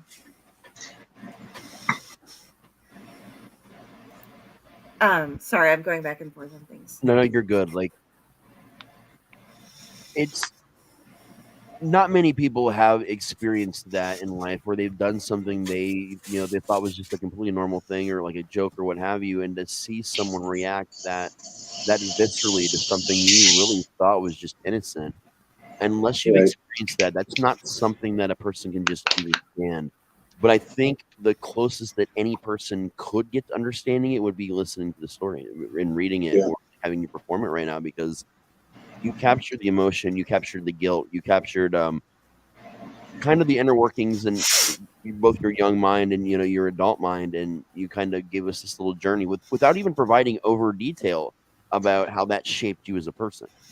And that was a lot to say and get across and instill in someone in the short amount of time it took you to read that. And there's a lot of power packed in that, man. It's a strong punch in a tiny little package. And I'm sorry, I'm almost speechless, which is rare for me because that was just. They were both amazing, man. Like seriously, those were beautiful things that you just read. Well, then you should get around to reading my story. Well, now you know why I have it. In my defense, you now know why I have it. It was a very different story as well, as far as the reasoning. I mean, the reason that most people don't like to be touched, everybody has their own reasons, but I had never even thought about it being because you scared someone else. Usually it's people got Yeah. scared because of how they were touched at some point Yeah. or something like that. Yeah. And they don't realize that people can build up in their own head like, oh my God, I did this. And Well, yeah. it made me realize with a double take and realize how easy it is to become the monster. Yeah. And destroy somebody's life. And that's very poignant. Jeremy's here. Gonna welcome him, Jeremy. Jeremy! Great. Now we're going to have to retell these. Go ahead, Raz. I heard the story and I was in the audience for the story. I was okay. Yeah, he joined us. Okay, Jeremy. Okay. You once lived in a house. No. I once lived in a cardboard box. Jeremy's just here to hang out and take in the friendship. Oh yeah, you're gonna Jeremy it up, man. Yeah, I was the emotional punch in the gut here. So, do we have any levity? Well, we do have one more thing. We would like to welcome Jeremy as well into the Owlite Network. Yay! And I gotta play it for him too. Oh, hold on. There's music. Yeah, there's music. You might have missed it when I played it for James earlier. Here you go. And there was much rejoicing. The crowd goes mild. I actually created my own crowd today. I was making a promo for a show that doesn't really exist. I love it. And I did my voice like 20 times over, screaming my own name out. It was great. That is epic, man. Who needs friends when we're us? You know? Yeah, exactly. I was just every time it went by too, it made me smile. I was just like, oh. I write ads and like commercial, like big comedy commercials sometimes for projects that don't exist, and I just never show them then. It's a lot of fun. It's a great creative outlet. Like I do it all the time. Oh yeah. So, I'm gonna keep us on track a little bit. Got some chat, got some stuff going on. We're going down. Tom Dog, are you ready? Yes, I am. I am ready. All right. We're pulling up. We're gonna meet everybody else. Yeah. I have 3 different ones, but 2 I'm not gonna do. Maybe I'll do them some other time or something like that. One is a dream that I randomly have every now and then. It's enough to have Tim Burton make it into a movie or a short. There's another one where I've seen as a little kid seeing a UFO, supposedly seeing a UFO, and to this day I sometimes have visions of getting abducted by aliens in my dreams. But this one that I'm about to share with you is real, and it's a real story and everything like that, and only a select few know about this. And I've seen shadow people, and this all started with the origins and everything like that. I never really explained the origins of how this all happened until now. Back in 2000, I was living with this girlfriend I was with at the time, and we messed around with this Ouija board. And yeah, wasn't like the real one. It was like had Parker Brothers on the side of the box and everything like that.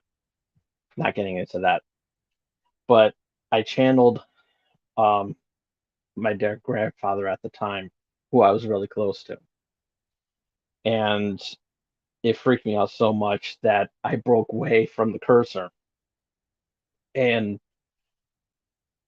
I just like freaked out. I couldn't do anymore. So something in my mind to this day that maybe I've I don't know if it's true or not, that maybe I left some spirits out and everything.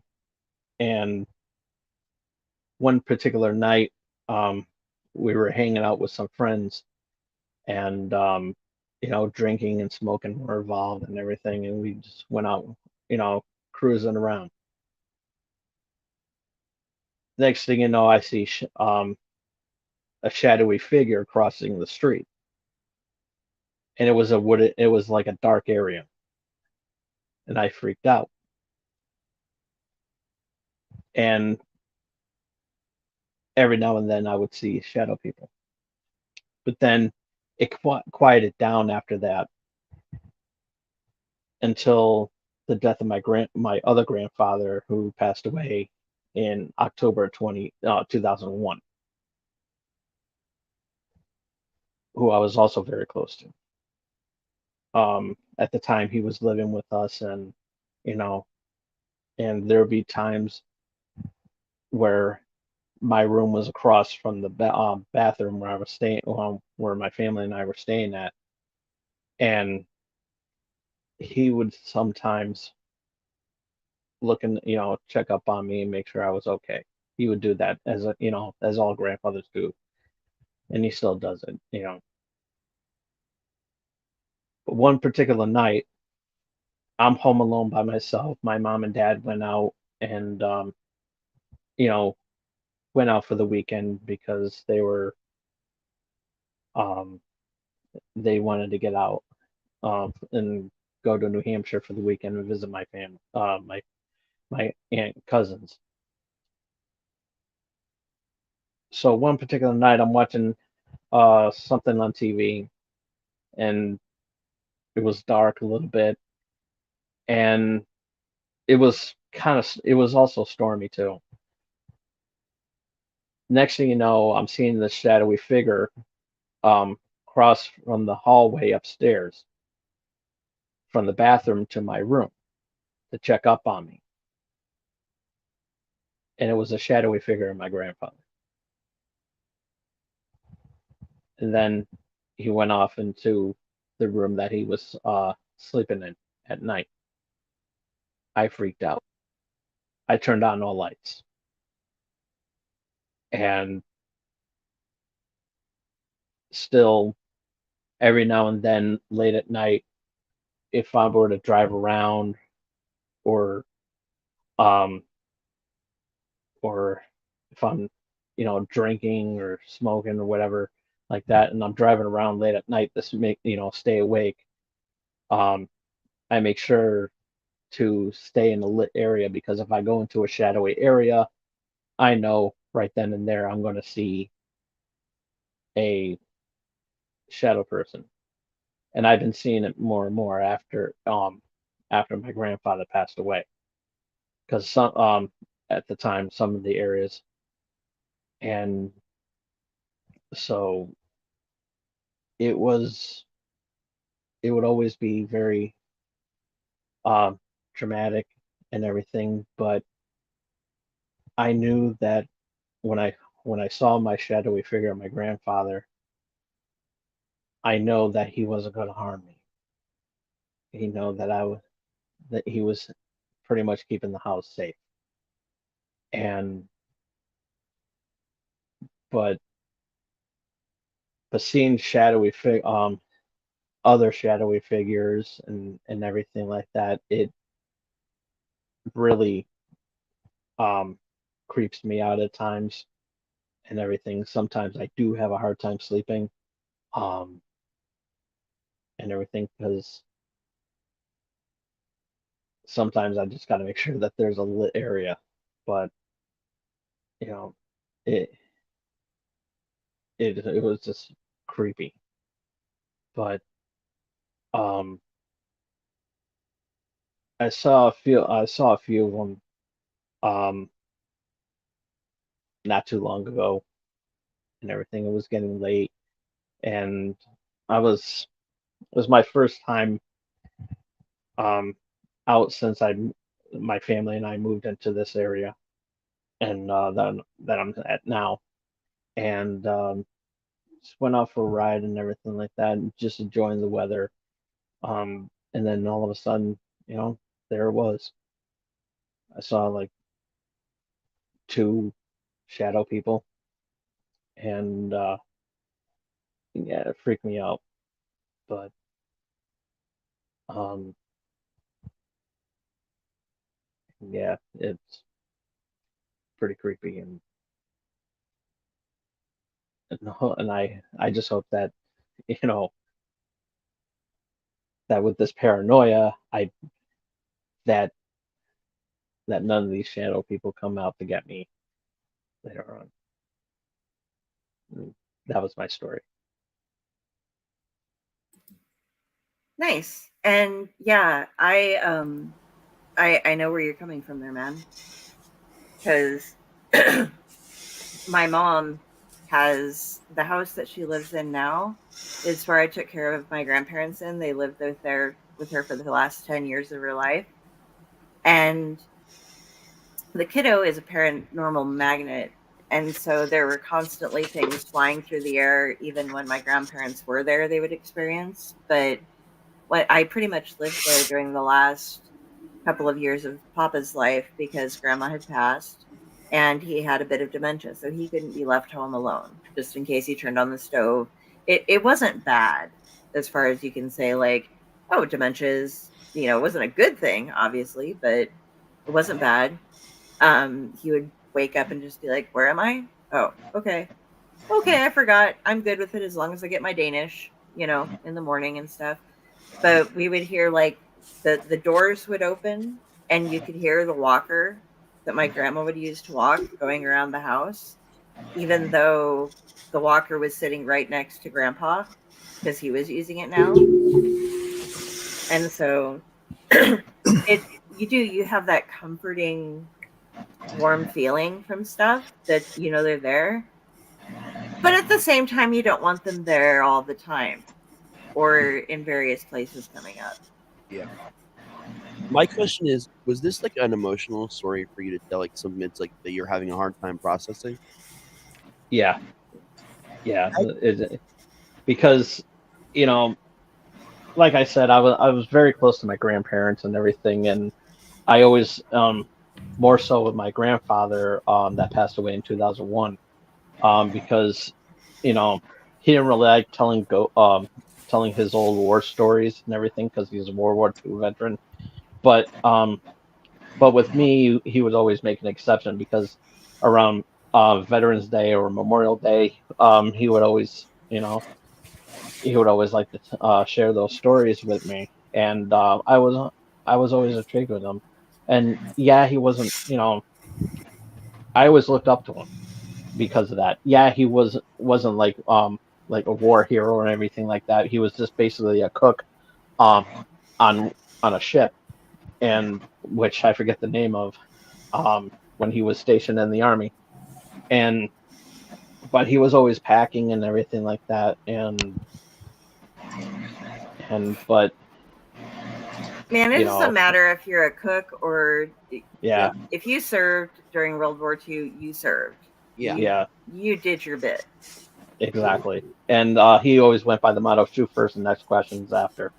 And that was good. And then one night I was getting him prepped for a shower, and I noticed something on his back that I never noticed before. It was a big giant scar on his back. Apparently, what had happened, he told me about this. There was like a little explosion and some shrapnel uh grazed his back and everything, and it scarred him, and he wound up getting going onto the on on the bed there and everything like that. And he actually told me the story about how he once gave up his bed to President Johnson. Wow. Wow. Yeah. The reason why I asked is because this is another like magical moment where we get to teach you a little bit of something about storytelling. You guys have heard me tell some fake stories, some real stories, but one of the hallmarks of someone that is telling you a story that they firmly believe is real, like a real story that happened to them, is when Tom was telling the story, his voice quavered a couple times. If you actually paid attention to him, like His eyes got a little bit glassy all of a sudden. He sweated just a little bit more. And correct me if I'm wrong. Did you get that feeling like there was like the feeling of like something almost like running up your spine as you were like telling the story? Yeah. See, you get that, then you get that little bit of adrenaline. And when someone is so engrossed in telling a story, even if it seems like the words aren't flowing or it's hard to get out, it's because they're telling you something. They're sharing a very private window into their lives. And storytelling is this really cool thing where we can amuse each other and entertain and have a good time, but we can also learn things about ourselves, the world around us, and it helps us get out things that we've been holding in our chests for a long time. So it's also therapeutic in a way. And these are stories that we can't just go and tell, everybody we meet in town, because there's that stigma of, oh yeah, you guys you're fucking crazy, or or whatever the stigma is in your region or area. But when we all get together and sit down and know there's no rules here, there's no judgments, there's no anything, there's just we're getting together and doing this and showing you guys what it can be. And we get a moment like with Tom right now, it's that just teaches you something that we can't just tell you about. You have to experience it, and us getting to experience that through Tom was really profound tonight, and that's a big part of why we do this and what we're here for. So thank you so much for that, Tom. Thank you. And I'm going to jump into the. Oh wait, James, sorry I cut you off. Well, I was just going to mention that given this, and first of all, I've never seen a shadow person myself, but I've heard about it, and I can just. I do and I don't want to see him, if you get what I'm coming at. Also, everybody who's ever had experiences with Ouija boards, we should bring them all on sometime. Just swap stories, because I've got one. We'll do a Ouija I've got theme one. show. That would actually be a lot of fun to do, actually. That would be cool. We've never actually really discussed doing a theme show before, but that's a great idea, man. That's fantastic. Yeah. I'm going to hop into the comments real quick. I got Jenny with, I normally see, and this is referring to shadow people, I normally see them as what they were. We came with 2 grandmas, and Josh's coworker's grandma is still here. If they are unsure of me, I don't get to see them. The short shadow person with the wide brim hat left bite marks. He scares me because he is straight black and bites. Isn't there something about if you see one with a hat, run? Yes. Yeah, Okay. There are generalized shadow people, and then they also have very specific ones that I don't know if it's a specific actual shadow person or the form that they take upon. The shadow people have a different name, and it's the shadows of Mortis or shadows of death. They actually do come in many forms. Traditionally, you just see like a lot of what I experienced growing up, just the black masses or what Tom was talking about. But there are moments when one has gained so much, they say, power or energy, which is often feeding from the emotions of the people and things around it, where it becomes something a little bit more. And it starts. It's like a tulpa. Yes, exactly. It goes from your basic, dark energy to like almost a tulpa, because the amount that you fed into this thing, and they can start to have their own unique characteristics that set them aside from the other shadows of Mortis or shadows of death or shadow people. And that's when things tend to get bitey or more physical and dangerous. There we go. Yeah, Jenny was woken up by the bite of a shadow person. I also want to jump back real quick to an earlier comment. This was between when things were being read about for James. My dad would have us read stories he found to teach us lessons the story could do better. James's story teaches something no one ever thinks about. Mm-hmm. And yeah, and East Coast Hunters, this is really hitting home. I lost my best friend Ed Dad going on 3 years ago. Rachel. I'm very sorry to hear that, but I'm glad that it gives you a relationship with the show tonight, because that's what this is all about, getting everybody related with each other. That's why I write. Something we never really talked about before, and like we might have mentioned it back when we were doing our very first Owl Light show, which was a very different kind of show back then. The whole reason why I initially came up with the concept of Owl Light and explained it to Dell, and she jumped on board with me, was because it was kind of formed during COVID, where no one was communicating, no one was connecting, and when we were, it was across computers, but it was not as expansive as we're doing it right now. And it was kind of my way to want to find my own way, despite my own neurodivergence, to connect with the outside world without wanting to actually be a part of the outside world, and get people just getting together and talking. And man, this is, I think, I can't help but say this is the greatest example of anything that I ever dreamed up back then that I've ever gotten to be a part of. So like, this night's amazing. It's not even over, guys, and it's already probably the best night I've ever had storytelling.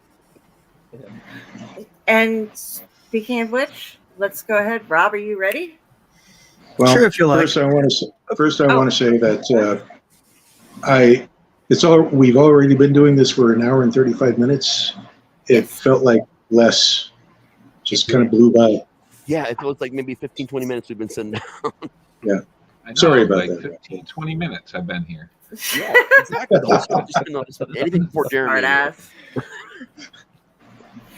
All right. I'm going to put Rob up, guys. But Oh, first, what- you were James was asking about levity. Did we want to go that way and kind of change the direction a little bit, or Please. We can go whatever way you want to go. Okay. Yeah, Okay. whatever you want. Whatever I'm you fully have prepared ready. to do a little If it's- levity. Okay, Correct. if you're prepared, as long as Fine. it's not one of those like, oh shit, I have to go grab something else and run around and do something. So Nope. Okay. Nope. And welcome to Mr. Rob Smales. Thank you. All right, I'm gonna see if I can get through 3 things. 2 of them are very quick. I guess technically they're poetry. I am not a poet. I am more a fan of Dr. Seuss. So a long time ago, I rewrote some fairy tales so that they suited me better. So I'm going to go through a couple of those, and then I actually have an actual campfire story to tell you. So the first thing I want to actually read is called Fit for a King. You recognize where I got these from. So it's sing a song of sixpence, a pocket full of rye, 4 and 20 blackbirds baked in a pie. When the pie was opened, the king began to scream, as 4 and 20 undead birds up from that pie did stream. The king was in his dining hall, a fighting for his life. The queen was in the parlor, a sharpening her knife. The witch was in the kitchen, her pocket full of rye, peeking in the dining room to see the king did die. And once the king was just a corpse, and risen birds dispersed, the queen did slit the witch's throat, so as not to fill her purse. So just a note to castle kings and wife-beating tough guys, beware of bats and burning beds, and zombie blackbird pies. I think that's fun. That was fun. Where's the other one? The other one is a little bit longer, and I took more liberties with it. It's called Night of the Egg.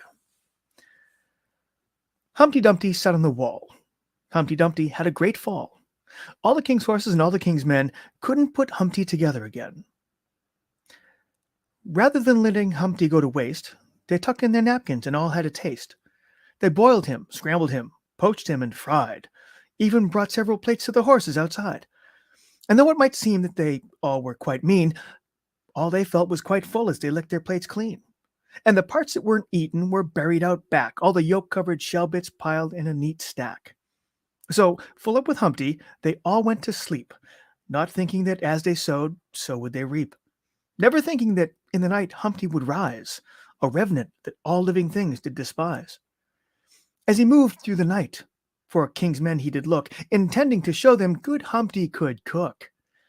And he found all the houses of all the king's men, and invited them down to the kitchen again. Johnson he boiled in a great iron pot, and as the man screamed, Humpty laughed quite a lot. Once the yelling died down, Humpty lifted him up, then he stuffed Johnson into a giant egg cup.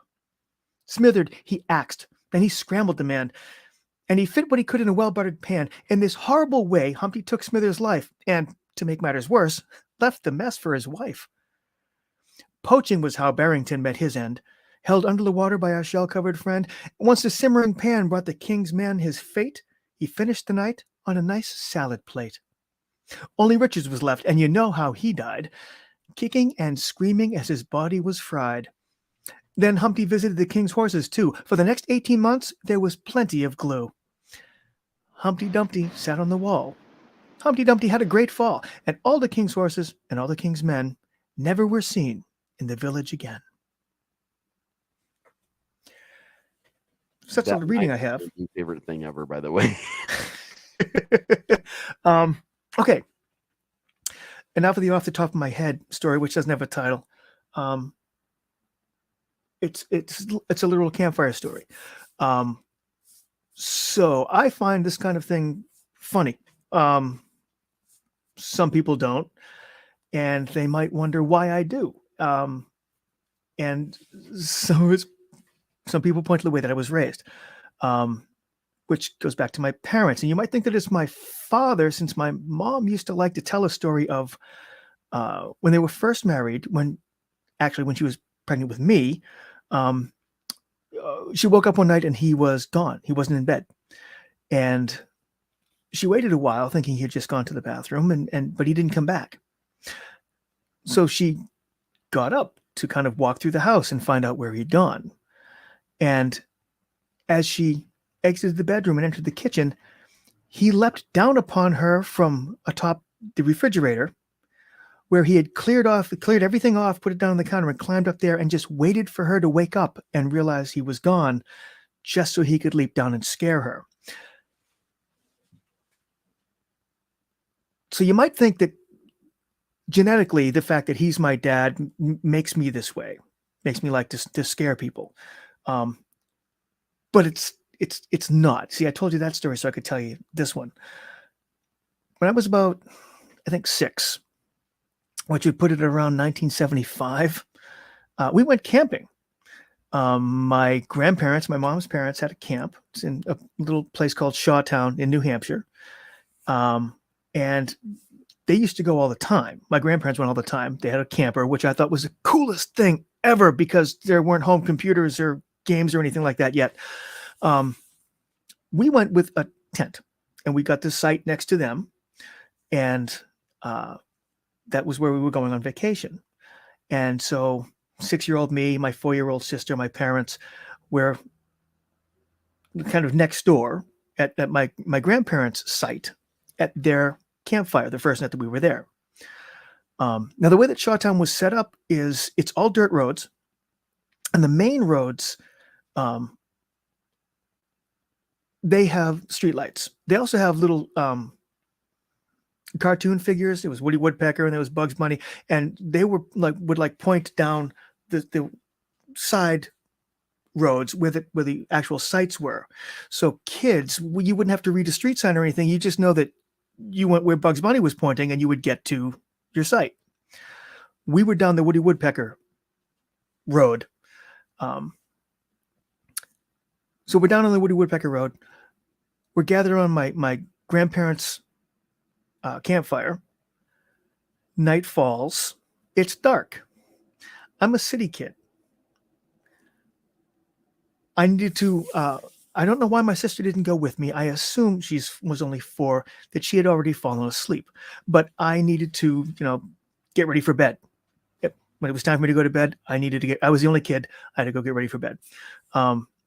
Which means I had to go up to the bathhouse in the lighted portion of the campground. Toothbrush, wash my face, and I could come back and go to bed. I decided I could go by myself. Not a big deal. I know where it is. It's one road. I know how to get back. Woody Woodpecker's pointing the way. We're good. But it's never having been outside the city that I can recall before I was 6. I didn't realize that the road was going to be fucking pitch black. It was going to be so dark, but it was okay because it's like a tunnel, and at the other end of the tunnel is the lighted road that takes me to the bathhouse. Great, fine. I can walk down the road from the campsite. We're cool. I just keep my eyes on that lighted road. Not a problem. Put my little flip-flops on because I got to have shower shoes because I'm going to the bathhouse, and my mother didn't want me to catch something and have my feet rot off. It was the 70s. People were worried. And so I hiked out to the bathhouse. Everything was fine. Did my business, washed up, brushed my teeth. Everything's cool. I am a goddamn grown-up. I'm okay. I start heading back. I find Woody Woodpecker. He points down the road. I get to the end of the road. I'm looking down the road. The thing I didn't anticipate, because I was only 6, was that when you're in the lighted portion on the lighted road, looking down the pitch black unlighted road, you can't see anything. It is scary as fuck. And I'm wearing stupid flip-flops that you can't run in. So I kind of leaned around a little bit, trying to change the angle so that maybe I could see the campfire through the trees, something that would tell me how far down that deep, dark throat of a road I had to go. Couldn't see anything. So I, toothbrush in one hand, I bent down, took my flip-flops off. And anyone who can run in flip-flops, I salute you. I can't even walk on the damn things. And I'm, as a grown-up, never mind when I was a kid. But I toothbrush in one hand, flip-flops in the other hand, and I start hot-footing it down that road. I can't see a goddamn thing. All I'm trying to do is not run into a tree. Once I was on the road, my eyes started to adjust a little bit. And I could make out like some of the trees. I could tell that I was still on the road, which was good because I didn't want to run full tilt into a tree. And just as I realized that I can see the trees and I can see the road that I'm actually on, from around one of the trees, a shadow figure leans out and reaches for me with the longest arms in the world. And it says, "Rob." And the scream that came out of me was probably heard all through New England. And I ran faster. I have no memory of after the "Rob" actually getting to the campsite, but I blasted full tilt into my dad's chest. I'm hysterical. I'm screaming and crying. He wants to know what's going on. He wants to know what's wrong. My grandparents are gathered around. They want to know what's wrong. All I can tell them is that there's someone back there. There's a thing back there. There's someone, and it's after me. It's after me. And they all look back, and I turn around and look, and my mom comes walking out of the darkness into the camp, into the campfire light, horribly apologetic, and just, she's so sorry. And she explained that she came out. I had been gone for a while, apparently, because I took so long bucking up the courage to go down that dark road, that she came to fetch me. And she got about halfway down the road, and she saw me standing there looking around, and she thought that me looking around, I saw her. And then I took my flip-flops off, and I started to run down the friggin' road. And it wasn't until I was passing her that she realized, oh shit, he didn't see me. So she just leaned up to get my attention, never thinking that she was going to scar me for life by calling out my name and grabbing for me when I was running by in the dark road. So, okay, fine. I was 6. Kids are resilient. I got over it. My sister was crying while I was screaming and crying, but then for the rest of the trip, while we're out, would just come up to me and do "Rob" and just try to make me cry, because that's what siblings do. So I had that as a story in my head for why I was scarred for life, and this is why it has nothing to do with my dad jumping off of the fridge. And my mom maintained that story for about 25 years. So we're fast forwarding 25 years now. I'm a grown up. I'm an adult. My dad has his own business working as a contractor, and he hired my best friend. So my best friend was working for him when they had a little tiny company Christmas party. And my mom went to the Christmas party, and she had a little bit to drink, and she got a little bit like laughing. And I have no idea. I wasn't there, so I have no idea how the story came up. But apparently Paul asked about it, and she finally fessed up and said, actually, no. She did come out to get me, to fetch me, but she saw me looking, knew that I couldn't see dick, couldn't see her at all, and then she stepped off the road behind a tree, waited for me to come by, because she thought it would be funny to lean out and scare the living shit out of me. Success! Him being my best friend, he couldn't wait to come tell me that, oh no, mom scarred me for life on purpose. So when people ask like why I write the things that I write, why I think the things that I think are funny, my mom thought that was hysterical. So that apparently it just runs in my family. So that's all I got. I feel like we had an unintentional That was awesome. like a completely undiscussed, Nice. unintentional theme of like different ways and reactions to like just jumping out and scaring someone for fun or for whatever. And like we had a lot of different reactions and ways that went in different situations. And here I am, the asshole that haunts for a living part time and gets paid for it. So now I feel a lot worse about myself and moving on. Joking.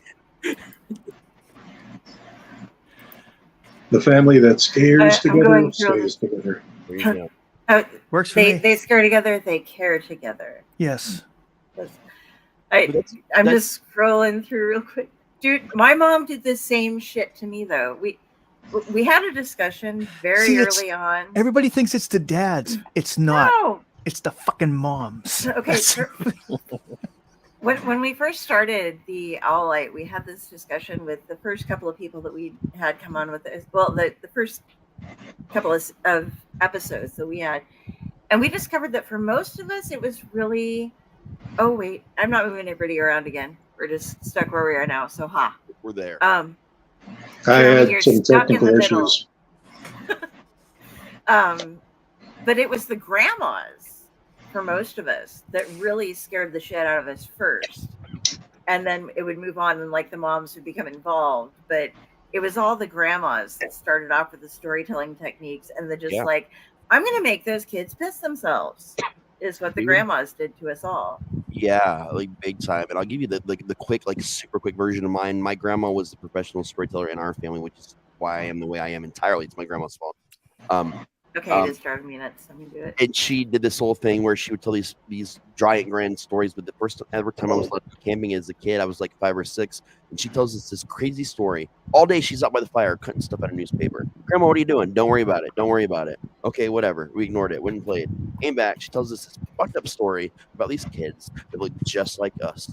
That had a tent, looked just like ours, and a knife just like this. And the kids were murdered. The parents were murdered. She's telling us the story in the tent, and their bodies were never found until tonight. And she shines the flashlight on, and there are bodies draped over the tent. We run out screaming, only to find out that all day long she's been cutting the shape of human bodies out of newspaper to stash on top of the tent to set up the story for later. Yeah. Yeah, my grandma. Sometime I'll read it again. It's a family poem. All of us kids when we were little, it's like a rite of passage in the family. You learn orally Little Orphan Annie by James Whitcomb Riley. It's the goblins will get you if you don't watch out poem. And if you don't know that, you'll learn it at some point in time because I'll say it again. I read it at her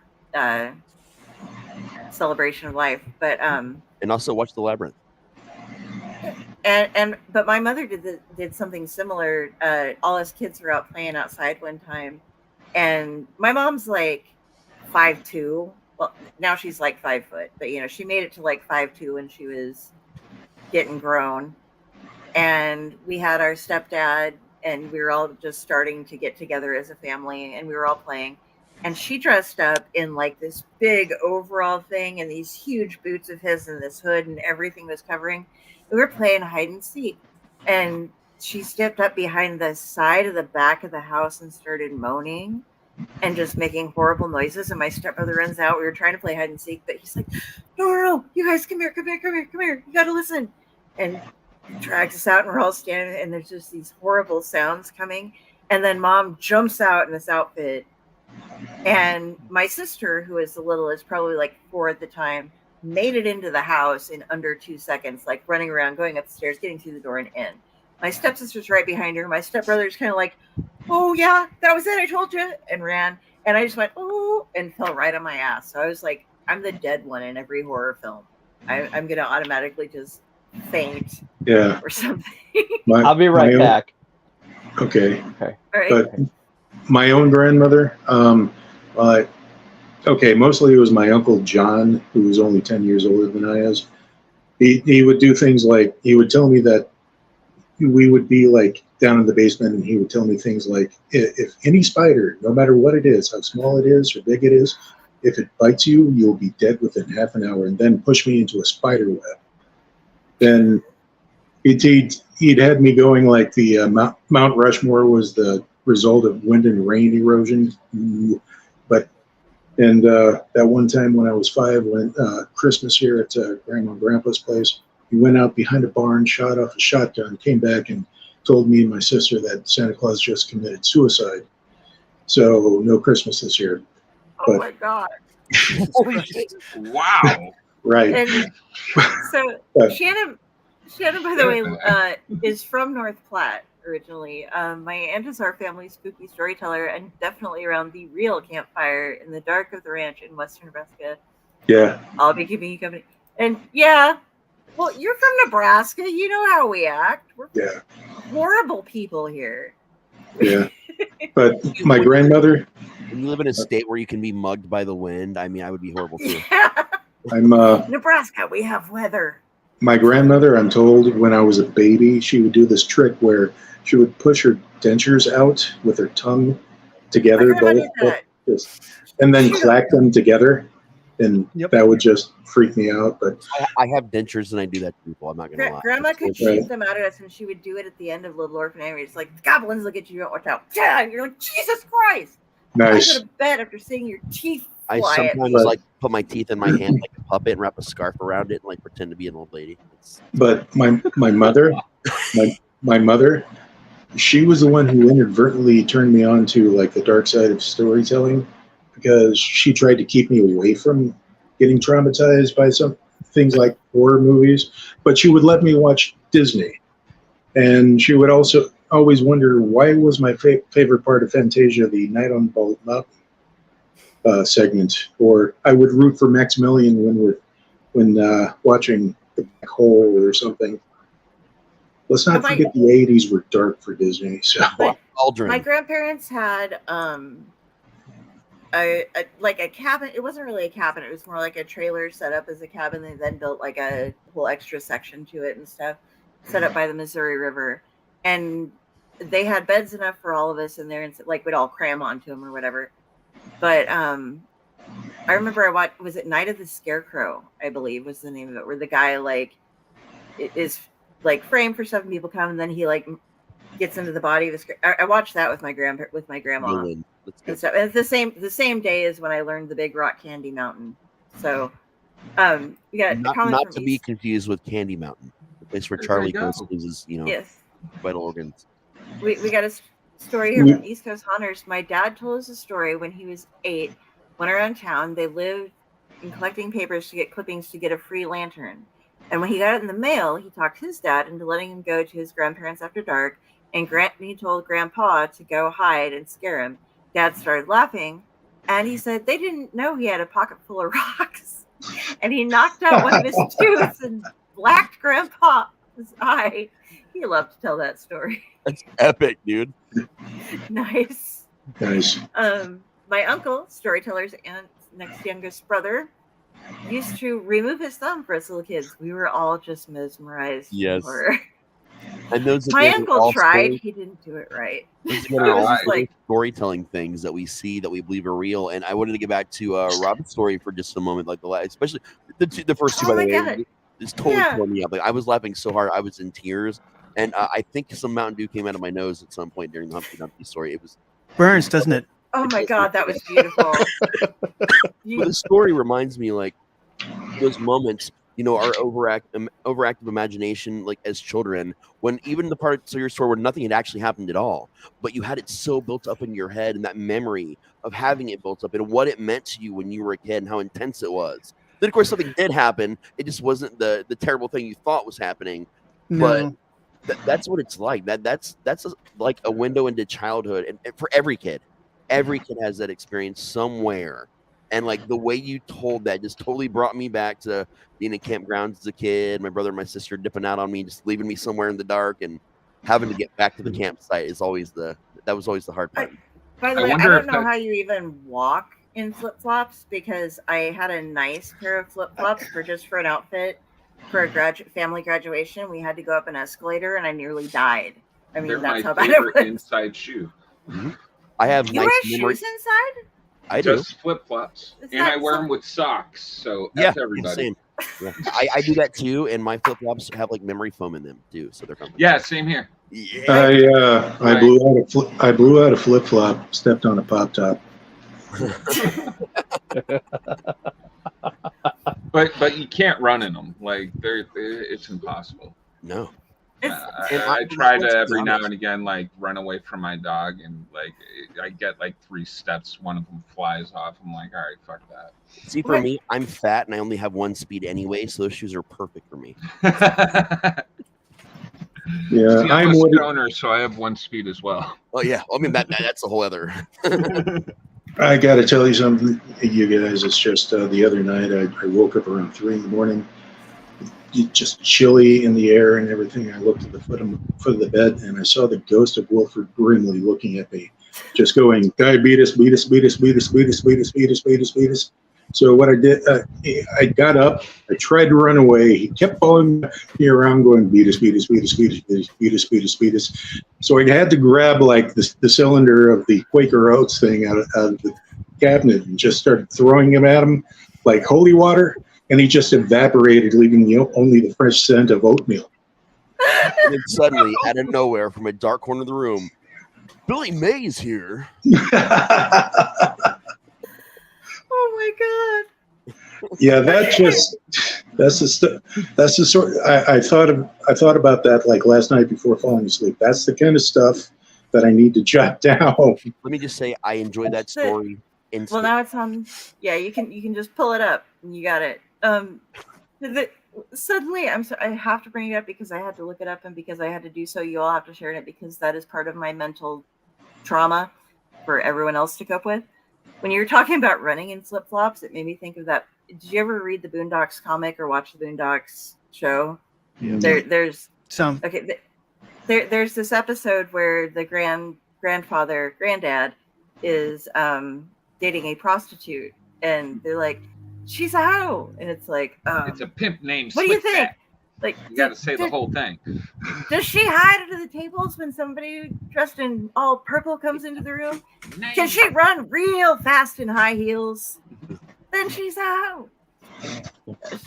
At first, when you were I can't my run real favorite fast episodes.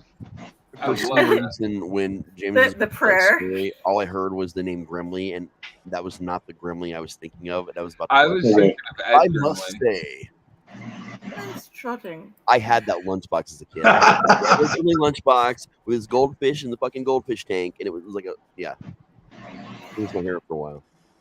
Okay, so we've been on now for 2 hours. Lies. Wow. Lies. I do. Jeremy, we kind of contacted really late about this, so he is excused from telling a story unless he suddenly came up with one. Bullshit. So if you have something, you're welcome. If not, you were notified. Like obviously, you joined in halfway through. Tag, you're it. I'm good for tonight. I as I said, I just wanted to come to hang. Yeah. I like hanging's good. Some human contact.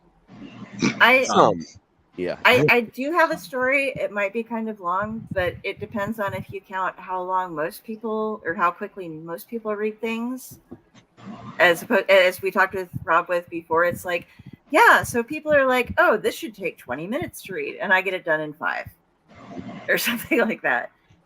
So I do have something you guys want, and this will be the break from traditional campfire stories. If we want to do it tonight, if not, we can do it another night. So, I mean, how are you guys doing on time? Do you have time to hang out? I came to party. Yeah. Woo! I came to kick ass and chew bubble gum. Let's do this. I'm all out of bubble gum. All right, Raz, do you know how to? Oh, do it. Okay, I'll do it.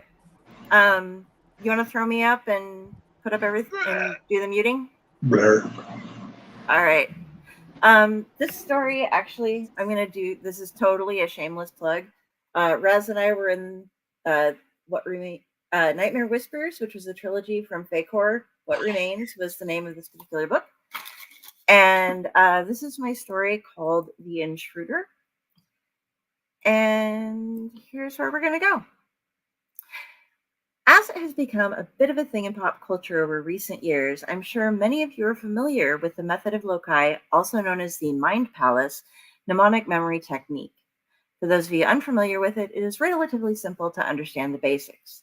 The user visualizes a place with landmarks or objects that they are able to attach specific memories or ideas to in order to go back, wander through the palace, and call upon the memories. This is its basic form. More advanced techniques include creating a person's own new place to store different types of information. Hence, someone may create a house or a palace and assign different sections to different categories of a thought. Perhaps a library wherein different books store the memories of scholastic knowledge, a living room designed with pictures and knickknacks to remember family and events shared with them, etc. I have constructed one of these, and somehow someone has managed to break into it. I would like to start by explaining my particular construction, and as I get caught up, I shall begin chronicling things as they happen, my efforts to try and find this intruder in my mind and to rid myself of them. I take medication for a couple of issues. Note, I'm not suffering from schizophrenia or any other mental conditions that causes hallucinations, and as a side effect, I encounter often is a bit of memory impairment. It's not generally too bad, but it's bad enough to cause me annoyance, and I've tried many things to help me keep my mind sharp. I do puzzles and such to try to keep up my mental strength. I first came across the Mind Palace technique in Little Big by John Crawley. As I often dream of houses, specific houses that exist only in my dreams, I eventually decided to give it a whirl. I had nothing to lose, and it could be fun. The way it was described in Little Big, not only would I have improvements in my memory, but I could also possibly get a chance to see my subconscious alter things as I learned more about them. Being able to wander through my own head and pick up on things that were going on in my subconscious mind seemed like it would be an added benefit at the time. I started small, and to help myself, I would grab pictures from the internet of designs I felt comfortable with to help me envision my palace.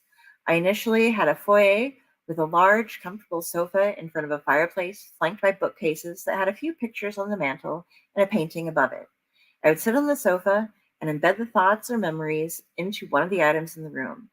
Eventually, I had to branch out, though. Too little space for 40 years worth of memories. Twin staircases swept up behind the sitting area and to the second floor, appeared off to the sides, and a blurred darkness weighted my placement of doors into the wings. On the second floor, I first made a gallery off to the left that I thought of as high school. It was a long portrait gallery that had pictures of the people that I knew from high school, as well as some separate events. The more detail I had of these events, the more elaborate the area of the portrait took. Some became little nooks with extra memorabilia associated with the person set up on small stands. Others opened into their own rooms. An example. My high school guidance counselor, Mr. Donahue. Mr. Donahue favored brown and orange sweaters and sweater vests, and his office was decorated with orange, brown, and yellow. He told terrible jokes and tossed out brain teasers by the dozen. I babysat for his son a couple of times and gifted him with a Nintendo game that we both enjoyed when we discovered that the screen to his television showed parts of the scenery that mine didn't, allowing him to access parts that I couldn't. Mr. Donahue had a nook now, with a small picture of a sailboat, Zeno's paradox with a man crossing a lake on a boat used as an example, a screen door, don't lean on screen doors, you might fall and strain yourself, and a Nintendo cartridge on yellow, brown, and orange stands. After over a year of work, I had a library assigned to individual scholastic subjects, and the books were moved from their shelves in the foyer to their new respective homes, with empty tomes taking their place to be filled later. Various other galleries represented different times in my life or concepts such as music. Due to the rooms that would grow from the portraits, any blueprints would have defied mathematics and fallen strictly in the realm of Escher. But it worked in my head, and that was the important part. The blurry darkness on the ground floor gave way to hallways leading to rooms dedicated to close friends and family. The wings and stories of the palace grew like Stephen King's Rose Red. Seemingly little rhyme or reason behind their specifics, they were just built where they felt they needed to be. I would enter my palace at night before bed, settle into my sofa, and start organizing the new information of the day. Embedding new information into one of the blank books on the shelves will result with it promptly placing itself in the correct library when I was finished. Thoughts on people traveled into their respective rooms or nooks throughout the palace, and newly met people would have their portrait hung in the proper gallery. The organization was easy by this time for the most part. What fascinated me was when I would take the time to walk around from room to room. Spending a particularly long time before a painting would bring up more memories that I had stored away and add to the detail or enhance its status to a nook or a room. Linked ideas could take me from one place to another at the speed of thought. Mr. Lawton's humanities class, where we were first introduced to the Cyrillic alphabet and the difference between translation and transliteration. The back of the Clan Book Malkavian, which had written in Cyrillic transliteration, "If you can read this, you are officially tragically hip." My Armenian friend being so excited when I asked him to give me a transliterated version of the song Gna, remembering him teaching me that Gna meant go, while Ari meant come here. Playing my current MMO, where one of my friends and guildmates had all of her tunes with variations of the name Ari in them. Stopping myself from having such out of control tangents in my thinking was one of the things I was trying to use this for, though it could be a good way to put myself to sleep at times. Another thing I discovered when taking extended walks, particularly after spending a good deal of time on Facebook, was that the portraits would begin to alter slightly. It was like watching Dorian Gray at times.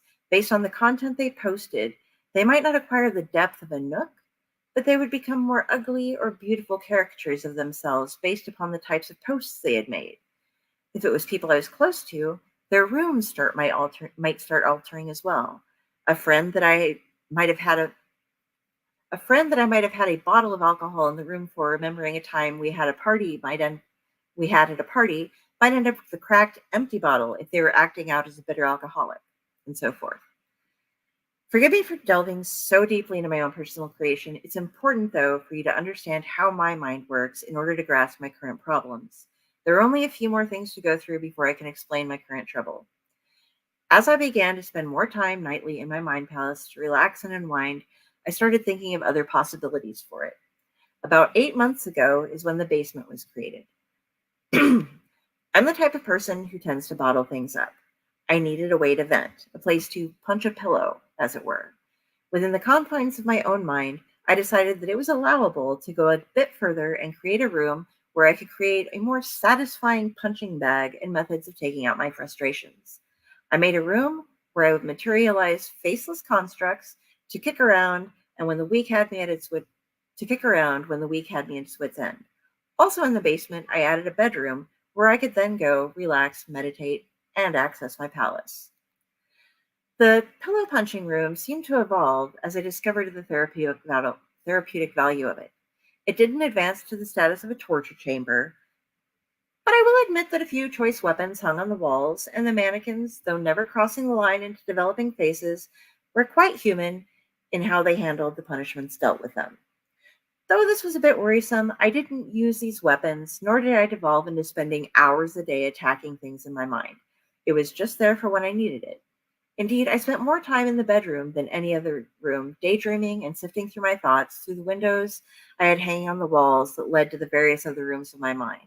This would relax me and eventually help me to sleep. Now that you have suffered through my construction, I will introduce you to what is causing my current dilemma. About 2 weeks ago, I entered my mind's basement for a visit to the pillow punching room. After a particularly brutal session that I'm ashamed to say was set off by a combination of political posts on Facebook, petty trolling in the game that I play, and general irritability, I left to go curl up in my bedroom to relax when I saw a new door. One that I had never put up.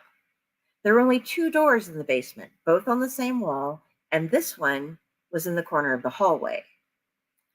I immediately felt ill at ease with this door, as even though I was aware of my palace being able to evolve on its own, it mainly kept to the same architectural style, which was somewhat Victorian steampunk, as well as being close to the same room or hallway that the new object would belong with. This door was in my basement, where I kept only means of meditation and working out my frustrations, not memories. It was also quite an eyesore. Set in the polished oak walls, this door was unfinished, battered wood. It was something that may have been attached to a long ago abandoned cabin. There was no knob, simply a handle, and it hung poorly in the doorframe, gaps in the wood allowing the interior to be viewed from the outside. I approached it cautiously and decided that rather than opening it, I would look through the openings between the boards. When I did so, I was overcome with a feeling of vertigo. The room wasn't up high, nor complexly laid out. It simply did not look or feel like anything else in my mind. I couldn't see it properly, as if looking through the door gave the effect of wearing a drastically wrong prescription of glasses. Frightened and confused, I decided to leave the door after setting up a second wrought iron barred door in front of it and locking it. That evening, I spent in my mind's bedroom meditating on all of the new information I had recently added and cross-referencing by letting myself fly around through the tangents, searching for any reasons why this new addition would have been made. I could come up with nothing. Eventually, I left my palace out of frustration and slept somewhat troubled for the night. I dreamt of doors and shadows, the feeling of an unknown watcher following me through strange hallways I'd never visited, and that horrible vertiginous feeling came over me whenever I tried to focus on anything. The next day, I had decided to find out what this new addition represented, as it was causing me more distress than any other change had caused me before. I wanted to approach it as calmly as I could, so I had a long bubble bath, a cup of chamomile tea, and I lay down on my bed with a lavender eye pillow to keep the afternoon light out as I let myself into my mind palace. Settling first in the foyer, I searched again for anything new that may not have been properly categorized away. Nothing was evident. I wandered the second floor galleries and rooms looking for other changes that I may not have noticed for lack of visiting. Again, nothing. Paying very close attention, I scoured the first floor rooms of my family and close friends, once again coming up frustrated and empty-handed. The only comfort being that none of the other rooms had been invaded by the same nauseating perspective as the new room provided to me. Finally, I went down to the basement to encounter this new extension of my mind. To my relief, the door I put up in front of it was still locked and nothing appeared to have changed. Opening the door I had created, I rested my hand on the handle and noticed that the wood felt odd. Similar to the view, it seemed to be causing my sense of touch to be invaded by something alien to the way things worked in my mind palace. I'd expected that. It was similar to grabbing a cup and expecting iced tea only to have a mouthful of diet soda, if that's a possible way to describe touch. Trying to explain sensation in one's own mind is difficult. Breathing slowly until I was calm, I braced myself for what other assaults of my senses I may be encountering and slowly pulled the door open towards myself. My visual perception still off and trying to see exactly what was before me, I stood on the threshold trying to acclimate to it as best as I could. It seemed a plain room, concrete floor and walls, perhaps about 20 by 20 feet. There were shelves mounted to the walls with what appeared to be small knickknacks, as well as a few end tables with small items on them, also placed in a seemingly random fashion. As I acclimated to the visual distortion, I took careful, shaky steps towards the first table and found that as I got closer to it, I could see the details better. It was nothing grand. A plant stand about 8 inches across with a half-empty Mountain Dew bottle, a CoverGirl compact, and a hair tie sitting upon it. I had no memories attached to these items. I was loath to touch anything in there, as the sensation of the door had been disturbing enough. Venturing to the next table, I discovered a dog-eared copy of The Tropic of Cancer, an open half of a pack of Camel Wides, a black Zippo lighter, and a folded piece of paper that looked to have something drawn within the folded sections I could not see. I checked a few more of the tables, and all had these random items on them that stirred up no memories or attachments to me at all. As I got further into the room, I could make out that there appeared to be a large overstuffed chair there, with some more tables and perhaps boxes around it. I was feeling more and more ill at ease in this room and decided to leave. I made it back out and shut the door behind me. I was again disorientated as I stepped back into the hallway. After regaining my equilibrium, I closed and locked my additional door again and made my way back out of my mind palace to process what I had learned. I did this analyzing outside of the palace so as not to add to the items inadvertently into my own storage. It appeared that whatever was in this room affected my senses of touch and sight. I hadn't noticed any sounds except my own quiet steps and breathing, which appeared to be normal, and there had been no smells nor tastes that I had encountered. Nothing was mine in this room. I could not connect it in any way to myself. Though I was familiar with the book, had smoked Camel Wides at one time, and recognized the other items, they simply existed there, unlike items specifically placed in my palace with a memory or idea implanted in them. I could not come up with any reason that this door and room should have appeared, much less why it was so foreign of an experience to me. After hours theorizing, I could only come up with 3 explanations. First was that somehow my mind has created this room for some reason I have yet to discover. The second and third are kind of combined. Somehow, either I have encroached upon someone else's memory palace, or that they have done the same to mine. It would explain why I had the altered perceptions if they see things differently than I do, and their nerve endings wouldn't be the same as mine. As whatever significance the objects would hold to them would be set by them, it would explain why I could feel no attachment. But how could it be that our minds have been intersected in this fashion? As I was rather frightened after this experience, I resolved to stay out of my mind palace for a bit. Perhaps it would fix itself and go away, or evolve into something that I could understand if I let my subconscious do its job. More dreams of doors and being watched followed, but they were to be expected. Now to the most pressing concern. Last night, I entered again after giving my mind a week to organize itself, using the same routines as I had the last time I went through the foyer, second floor, and the main floor, finding no changes. I then went down to the basement. No changes in my rooms there either, but the door was still there. Hoping something had changed about it, I went to investigate. There was definitely a change, but it wasn't what I had hoped. Peering through the cracks, I could tell that the room seemed the same. The distortion remained as well. The door I'd created in front of it was still locked, thank the gods, but small slivers of wood littered the floor at my feet, and the door had chips out of it where it appeared to have been slammed against the bars of my door. I had documented all of the items that I had seen in there the time I had stepped through on a notebook. I did not want to duplicate them to begin appearing in my palace itself. How odd it would be to have a nook based on a room that was built without my input. I did not want to start thinking of the paradoxes that could cause. I decided to enter the room once again to see if it had noticeably changed, if it was still as eerie as it had been, so alien to me. This time, the wood felt the same, but in a way I remembered, still foreign, but a previously encountered sensation that wasn't as bad as the first time. The room made me nauseated with the difference in perceptions. I saw the items I had seen before, and I could smell something now. It smelled of cheap whiskey and burnt cigarettes. I approached the chair and saw a nearby empty bottle on the floor beside an overflowing ashtray.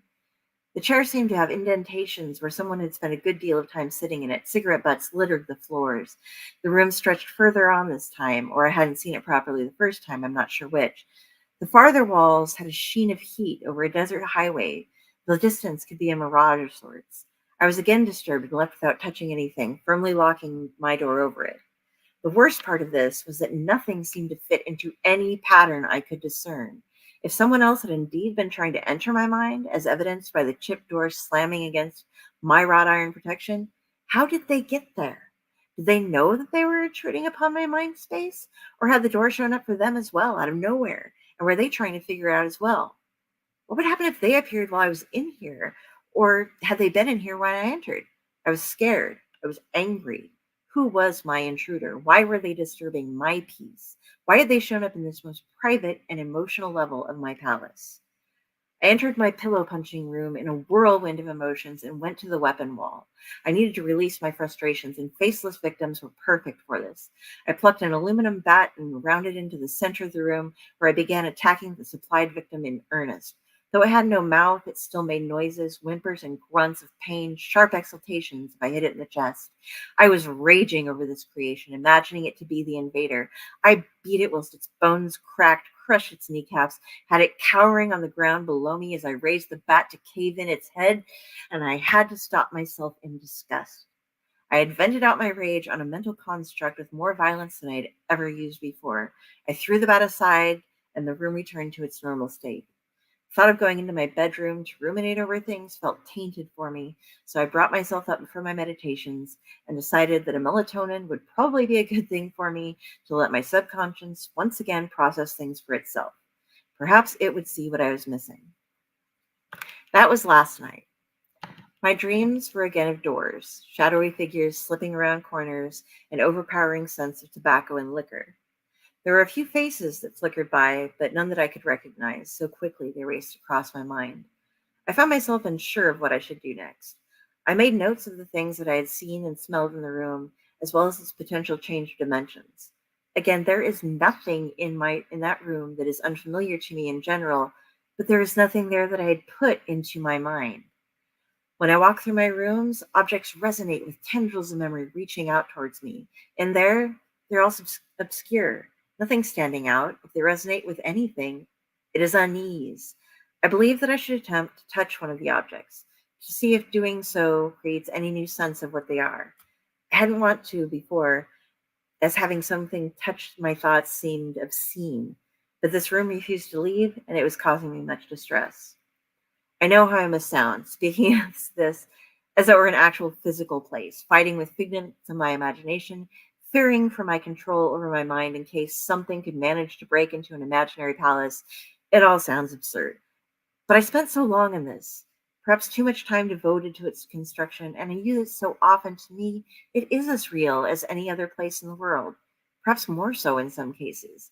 It is an extension of me. It has some kind of cancer growing in it that I need to rid myself of. The palace changes itself as things in my life change, but always in ways that are understandable, subtle. I must recheck everything again, note any changes that have taken place, and make sure that there are no more secret doors hiding in the back of a hallway or a nook. After I have lunch today, I will prepare myself for a complete inventory again of my mind palace, and then I shall notify you of my results.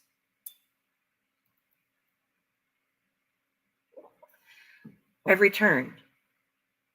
I am more frightened now than I can remember being in my life. I now know who the intruder is, as well as why and how they will make their way into my palace, and I am terrified that it could happen again. I shall explain, but forgive me if my explanation is less than completely coherent. You'll understand my terror before I'm finished. I again began with a cursory check through all the rooms and galleries that I had previously established, and again found nothing amiss. I braced myself and descended into the basement. When I came across the door, the evidence of whoever or whatever was behind it trying to break through was more pronounced. The handle had been broken from the door, and larger chunks of wood were on the floor from its assault upon the wrought iron bars caging it. There were scratches upon the wrought iron as well, as though someone had been clawing at it, trying to force it open from behind the wreck of what was left of the wooden door. I peered through one of the large openings and saw that the room was still in its foreign state, though it looked different than it had the last time I was there. I opened the outer door of the room, and then the wooden one, firm in my resolve to do whatever I must to solve the mystery of this place. Entering the room, it appeared as though its creator had thrown a fit. The shelves had fallen from the walls, the small tables were knocked to the floor with the items they had been displaying strewn about the place. The scent of whiskey and cigarettes was still prominent, while a top note of gasoline rounded off the olfactory assault. I jumped as I heard whimpers and turned to find out who was in the room with me. But there was no one. It appeared as though sound had finally been added as well. Whimpers, a slight scraping, and the creak of wood from above now joined the rest of the cacophony of this siege within my mind. I nearly bolted from the room. Panic began to set in, and I swallowed back the sour taste of bile as I closed my eyes and tried to breathe my way into a more collected state. After a few minutes, I was together as I was going to get. I approached some of the debris on the floor with the intent of picking it up and seeing what would happen. The first thing I found was the book. Fumbling a bit due to the foreignness of the sensation, I knelt on the floor and plucked it from its place. As soon as I made contact with it, a face flashed in my mind. This was Jeremy's book. I remembered him leading discussions about it to anyone who would listen when we were all out together. That had been nearly 20 years ago. It was a hazy part of my past that I always blamed the liquor for losing track of. Jeremy, Andy, Joanna, Leslie, and the rest of that crowd. We were a group at one point, spending most of our time together, drinking coffee or booze and playing at being intellectuals. I couldn't remember why we stopped spending time together. I assumed it was one of those things where people just drift apart. I'd gotten a new job and my schedule changed, life changed. But why was that book in here? Why did it make me remember? I threw it back on the floor, unsure of whether that was an actual memory or if it was just simply my association with the book, enhanced by all of the witchery taking place in this room. I looked for something else. The piece of folded paper laying just there past the book. I picked it up and unfolded it. It was a missing persons flyer. It was of Dana. I'd forgotten about her as well, nearly entirely. I'd never cared for her. She was Jeremy's girlfriend for a time, but we hadn't gotten along. Glancing around, I noticed the hair tie lying a few feet away was the same one she was wearing in the picture. She had never been found. I remembered that she was one of a number of girls who went missing that year. None of them were ever found. That was probably another thing that had been a part of breaking up our little group. No one knew how to act about it. It was beginning to feel as though this was the purpose behind this room. I had no idea who would be trying to force that year into the forefront of my mind, But the possibility that it was the person behind the missing girls was a troubling one. How had they found me? More importantly, why? The only one I had known was Dana, and as I said, we were never close. I put the flyer down and walked over to the chair. A pack of Camel Whites lay on the ground near the lighter thrown from their previous perch. I decided it was now or never. When I picked up the lighter, I got a flash of another face, Stefan. It nearly sent me reeling. Stefan had always been odd. He wasn't so much a part of our group as he was on the periphery. Present, but not really included in our activities unless we were out at a bar. He wasn't generally invited to gatherings at people's homes. I had no idea what had happened to him as we all drifted apart. The lighter was something he used to play with, a nervous habit of his, the tricks he tried to master. I picked up the pack of camels as well. I got a flash of Stefan again. This time, it came with an old house. It was abandoned, decently far out in the woods. I remember him taking me there once when we'd all been a bit drunk. I think it was the only time I'd been alone with him. Want to see something cool? Everyone else was calling it a night, but I was in no hurry to get home, so I'd gone with him. The place was a wreck, but he'd set up one of the rooms with a small gasoline generator and had a radio and a lamp with a couple of chairs and a stash of booze and books. It looked like he spent a decent amount of time here. He tried to come on to me, and I ended up telling him off and leaving. It was a long walk back, and I had to give in and let him drive. It was the last time I spoke to him, I think. I didn't tell anyone else about it, just kept him at arm's length after that. Was it Stefan? Had he figured out a way to insinuate himself into my life again? Why would he do that after all of these years? My mind wandered, and I shook out a cigarette and lit it, force of habit, even my mind, I guess, or wherever I was. The connections I had to these objects was no longer something I doubted, but it was still a foreign feeling. They weren't as deep as those that I had placed in the rooms and nooks and galleries and the higher floors myself. They were uncomfortable, jarring, and fleeting. They didn't fill my mind, rather they teased bits of the past up and left me wondering why they were here. Taking a drag off of the Camel Wide, I was hit with another flash memory. Jeremy sobbing in his backyard over Dana. They hadn't parted on good terms, and he had been wrecked when she went missing. I'd always had a bit of a thing for Jeremy, but it wasn't reciprocated, so I left it alone. This is part of why I disliked her so much, I think. She never deserved him, and then after she left him, she disappeared and he never got closure.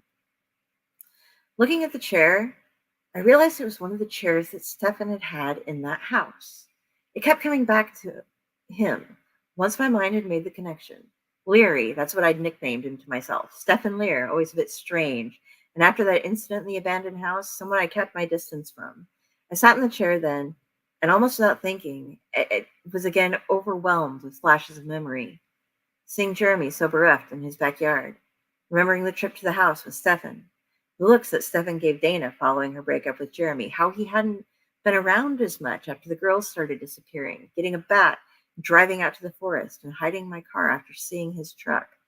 The long walk, trying not to get lost. Hoping that I was wrong.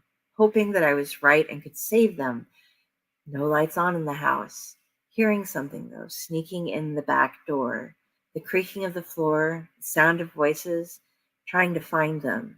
The pounding of footsteps up the stairs, the struggle, shoving him down the stairs, following him down and seeing the room, seeing the girls, what remained of them. Hitting him with that bat over and over and over until he wasn't making any noise anymore. Where was the screaming coming from? Looking up and seeing that Dana, in her chains, was still alive. Stefan no longer had a face. I was covered in blood and pieces of Stefan. Dana was screaming. Dana was alive. I came to bring her back, but then she'd ruin him again. Dana was cowering beneath me, beaten and starved, and I brought the bat down on her head until she no longer had a face. I took Stefan's keys from his pocket. I cleaned myself as best I could with the pump outside the house. I drove his truck further into the woods and left it. I went home and burned my clothes and donated the bat to Goodwill. I got a new job and got away from my friends. They never found the girls. They never found Stefan. And somehow, I managed to forget it all. I finished the Camel Wide and ground it out on the floor with the others. I went to my pillow punching room and took the bat and threw it into the horrible growth and sealed the door over with bricks and then paneling to hide it from my sight. I came out of my meditations so that I could tell you what I found. I am the intruder that broke into my mind. I am the cancer that caused my own distress. I'm the alien presence of the past, shoved behind walls that managed to break itself free. And now I am terrified of what else might be lurking in the shadows, just past the edge of thought, building itself into my awareness. And that would be my story for the night. And I didn't actually go as long as I thought it was. That's actually one of my absolute favorites of yours, but you know that. I got to read that when it was in its early stages. I got to be in that book with you. Like that's the mind pause. That's something that we talk about a lot in general, of like how we store our memories. Yeah. It was chilling back then when I read it, and it's chilling now. Yeah. I tell you. I feel silly doing this, but I'm going to thank you. Yes. Yeah. Thank you. Thank you. I agree. you. Damn. But and Jeremy, you weren't the Jeremy that was written about in the book, by the way. I kind of figured that. That was a couple years before she met you. I mean, I have a bad memory, but it's not that bad. Based on it, entire lifetimes. based on a true story. Well, the thing is that as far as the memory tells, a lot of that actually, outside of the killing and shit, As far as she knows. I do that. That Allegedly. is on my mind. James, who I went to school with, knows exactly who I'm talking about with a couple of the different nooks that I created. Yeah. Real people, real places, and the pillow punching room. I was actually told by where I use like the bats and hurt people. It's gotten more violent, but that was because I actually was told that was healthy by a therapist that I was seeing, to use that type of a device to attack things. So yeah, a lot of that. I mean, not Your the story therapist told you to itself take isn't a real, bat but and attack people.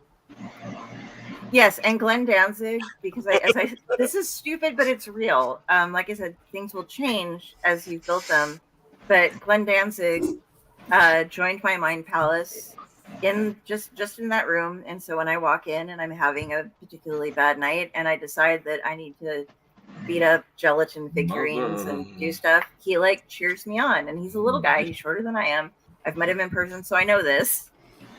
And he's older, so he's got to be shrinking a bit. So yeah, so that part This is all is a real. man that was once casted to play Wolverine many, many years ago, and then he did that Entombed album where he dressed up as Wolverine on the cover, and then ultimately turned it down because he didn't want to be typecasted and never did a film. That's a shame because he's the right height for Wolverine, which I try to explain to my mother, and she's like, "But Wolverine is tall," and I'm like, "Well, no, Hugh Jackman is tall. Yeah, Wolverine is not." Yes, but what do we all think of his films, though? Hugh Jackman. Yeah, it was in the movie. I like. Yeah, he made a couple of movies. I'm a fan. I mean, out of nowhere, Dell just revealed her celebrity crush during that story. I was very taken aback by that. What? Have you not read your title recently? She has not. Oh God, Nicolas damn Cage. it, Raz! There was a different one that said Raz was here for a minute, and then I switched to that. Changing it immediately. Well, you want to come on to an episode of Uncaged with me then? Yeah, no. Ooh, Uncaged. That sounds fun. It's a series I do on my other podcast. So all about Nicolas Cage. Yep, we watch Nicolas Cage and discuss it. Me and my friend Brian. And last one. I do not go on discuss. So. You had some good things to say about Renfield. Renfield is fantastic. Oh, loved it. I'm angry that people don't think these. I loved when he was doing Universal monster series have been good enough. There's all the we didn't like the Mummy, we didn't like this, we didn't like Dracula Untold, or this and that, and I think they've all. Well. I think they've all been great, and I think the Universal Monsters deserves the series that they were trying to build, and Renfield was just gorgeous.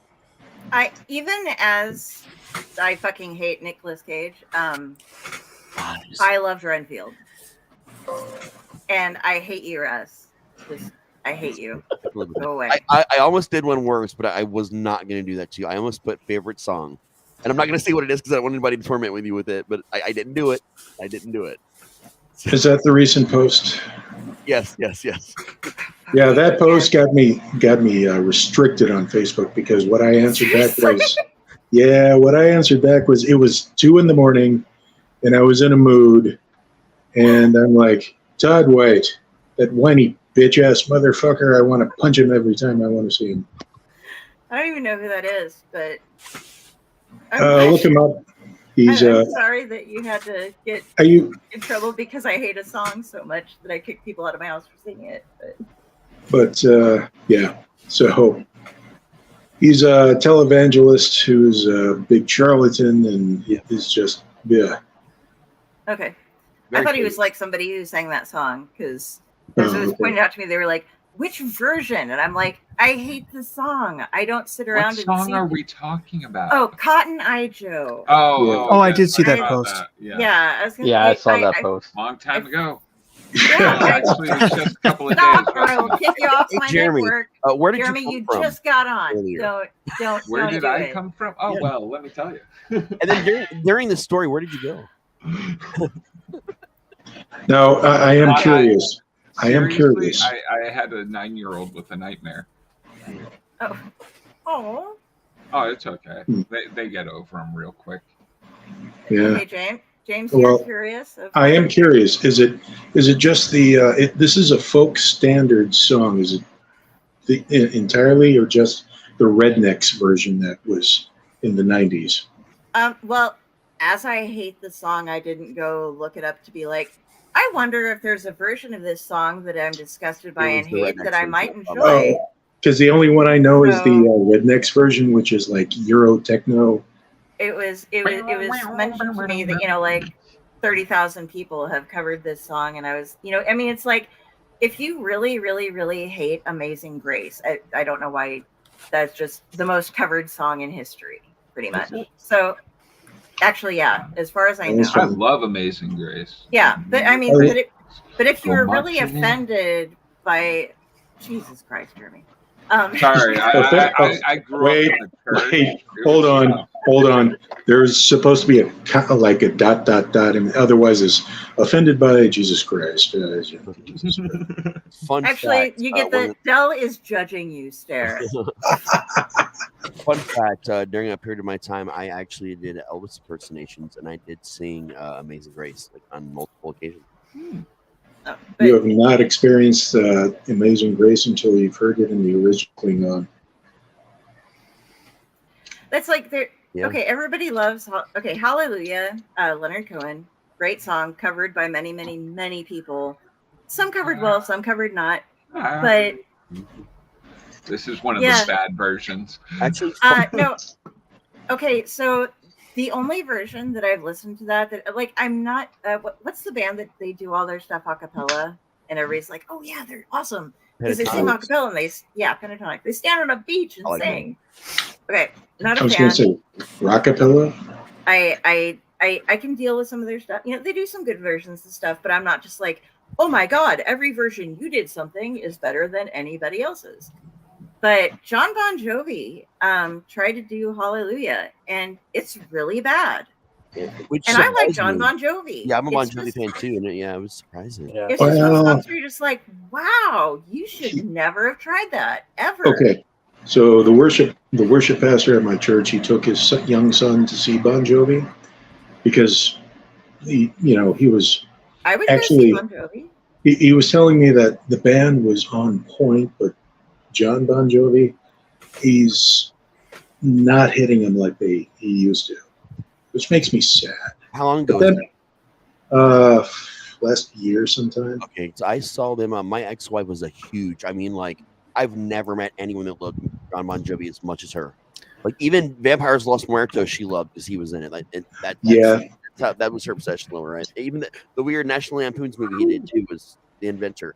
But I got a chance to go see him because of her, and I liked Bon Jovi, but I wasn't like I wasn't like her loving Bon Jovi. But I had to say, like when I saw him, they did like 4 or 5 encores, like everybody up there. Like I was blown the fuck away that I was at a Bon Jovi concert and I was so riveted. I didn't want to go to the bathroom. I just could not take my eyes off the stage. Like I did not expect to be that impressed at that point. So it's sad to hear that. Sounds like me at a ZZ Top concert. That's shocked. I saw them at a Rib Fest once here in town, and that was amazing because it was like a very I'm small not a stage. huge Like Top fan, but like seeing them in concert was something. Like when they busted out with the leg song, and like there's electricity coming down, and like the girls, and it's impressive what they do. If you want the most chilling like live like music experience ever, the actual band live. Believe it or not. Really? I saw them live. I saw live and I saw Death live. Live is also the Grateful Dead? No, Death. Oh, yeah. Death. Live is the only band I've ever actually heard live that actually sounded better than the recorded material. Like the only experience I've ever had in my life. See that. Ed's voice, man. There's just something I can't put my finger on it, but it's an indefinable quality of his. So, Bon Jovi's only 61, and I wanted to look up because one of the better singers that I've seen, and this was within the past couple of years. I can't remember. Like, lost my freaking good YouTube account that had been going Facebook account that had been going on for 11 years. Anyone can sing Big Yellow Duck. Oh, I looked it up. There's actually one song that has been covered so many times and is covered like continuously. They stay on a daily basis so often that they've not been able to like keep track of the amount of times. As of 2.5 decades ago, they just stopped keeping track. It's Happy Birthday. Is it? Well, okay. It is. I'm not even telling you a joke right now. Like I am dead serious. I get it. That way, yeah. I would say "Wish You Were Here" would be another one, but I saw Bob Seger, who is currently 78, like a couple of years ago, and that man fucking rocked the stage. He was going, and alto, the sax player. Wow. Like all he does is but he does it really well, and you can tell like when he's standing in the corner and he's got the spotlight on him, there are like 15 girls in the audience who are under the age of like 20 that are all like, I'm going to sleep with you tonight if I possibly can. And he's like 90, but playing that sax for those little things. They're that good. If you've not heard this cover, if you've not heard this cover before, go to YouTube immediately. It's Chris Cornell from Soundgarden, Audio Slave fame, etc., and his solo career. I got to be in a very small, intimate environment where my band actually ended up unknowingly opening for him, and he does a cover of Billie Jean by Michael Jackson. That me being a non-emotional, not really able to process things like that kind of person, if it's just on and I walk into a room, immediate tears. Just it's super out there. You would never think like a Michael Jackson cover could be sang that fucking way, dude. It's powerful. Okay, this is the part where I geek out about Weird Al Yankovic. So, been almost a lifelong fan of the artist ever since I was 12 and first heard Like a Surgeon playing on the radio. Like a surgeon, right? Like a surgeon. Now, I've seen him in concert twice. The second time it was an outdoor venue, and it was like August in Nebraska, and he did Fat in that fat suit. He did everything. They were on point. My favorite part was when they all just did a stripped down acoustic set, a medley. They started off playing note for note the acoustic version of Layla that was done on MTV Unplugged. Only they used the lyrics to Eat It.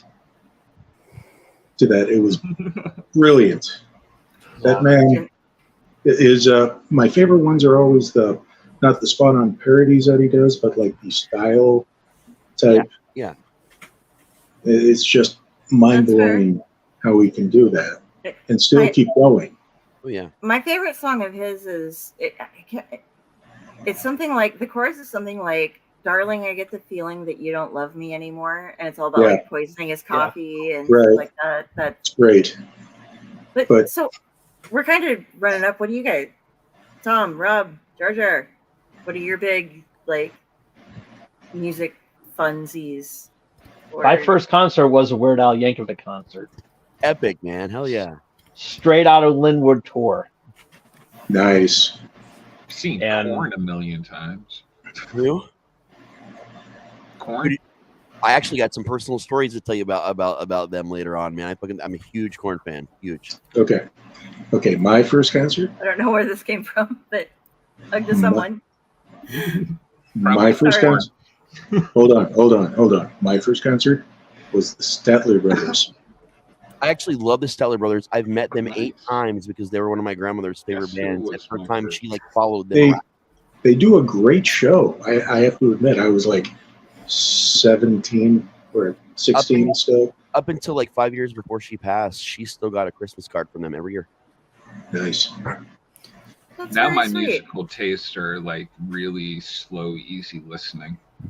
Like I like music that has feeling. Same. Nice.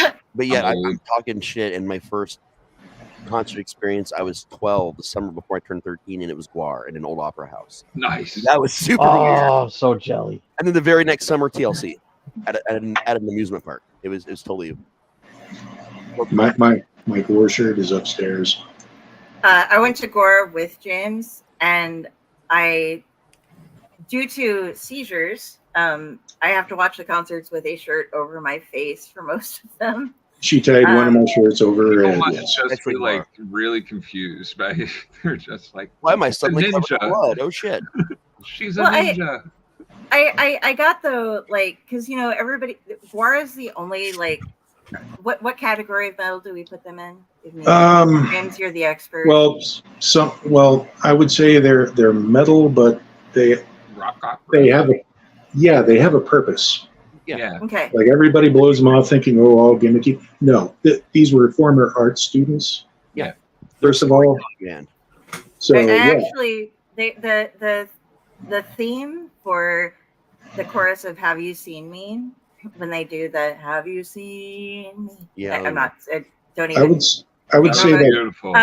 That's from like Mahler's 7th or 9th Symphony, and I was listening to it in Mr. Bartle's class in humanities in high school. I was like, "Oh my god, that's Guar!" And he's like, "You need to bring me this album." I'm like, "No, you do Mr. not want to hear these songs." These I have a lyrics being weird put connection to this week. Guar. The guy when I first But- came into acting in film, the guy that I first started with did a lot of special effects, and he was very close with their whole special effects team. And for a small period of time, actually filled in with their lead special effects guy for part of the Guar. Like their shit, their effects are so fucking cool, man. The way they do everything, it's a lot of couch cushion foam. Like you'd be surprised how much of like that kind of foam they go through like on a daily basis when they're building props. Well, when they went to Lincoln, and I went with James. Since I was unable, Guar's the only metal band that you see most of the people dressed in white when they go because they want to get covered in blood Blood zone, and yeah, then have that as a keepsake Blood, for their fake show. semen, all kinds of things. Yeah. Yeah. So I'd gone out shopping and I got this white peasant blouse, but based on the sheer amount of strobing, I could watch the between the scenes, the performance Yeah, of the what was going on, vignettes. just not the songs themselves. But there were 200 people or so in that pit, and I'm a pit girl, but I'm also a bacon dance girl, so I couldn't try to get there. Yeah. But we were sitting in Wow. the middle level, and we'd stopped kind of hanging out by the merch guy, and there were some people coming out of the bathroom. One guy was just drenched, and I was like, "Hey, man," and he was like our age, and I was like, "Dude, I'm epileptic. I cannot get down to the pit. I bought this. I wanted some blood. Can I just get some War Love blood from you?" And he's like, "Yeah." And he gave me a hug, and he War, Love, Blood. and then he had his friends, he told them about the poor chick sitting down by the merch table who could not get her own Guar blood. And so all of the people that had the most blood on them came down to give me hugs and enhance the amount of blood that was on. And it's still in my bedroom. I have my shirt all saved with my Guar Love blood on it. When I saw them, I didn't know who the fuck they were except for Beavis and Butthead talked about them, and then they were the Beavis and Butthead Yeah. Sega game. So I had to see them. It was just a thing. And I didn't know they did movies. I didn't know any of this shit. So I was there and actually bought. I was 12 years old, and they sold me because I looked like I was 18. I had a beard already and everything. So I bought a copy of their movie Phallus in Wonderland, and I went home later that night and watched it after the show. And my What is sister, Phallus? And my mom sat out in the parking lot the whole time just to make sure we could go home safely. So I get home and I plug it in. I start watching it. My mom's like, "This is the band that you just saw." And she's like, "All right then." And then she just kind of going Exit to a stage Gore left. concert is on the top list of things I want to do before I die. I'm Reason schooled now. being is because I want to get eaten by that worm. Okay, that was just for the World Maggot Tour only. They don't do that all the time. They don't. They have a different shtick every album that's like the whole ending, and that's how you get backstage. Actually, it's like the way you get to the backstage area. When I went through there, it was the organ grinder, so you had to go through the grinder to get backstage. When I was a kid, they do this big elaborate thing every time when they do the backstage based on the current album they're touring with. Okay. But I have heard they might be doing some of the original endings like that, like the worm, the grinder, just kind of like a big like collection sort of thing.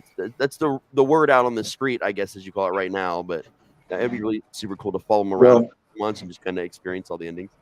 I do know that in the movie Capitol Records, the scene where one of the kids was Empire Records. Okay, thank you. Hey, Mark, join the band.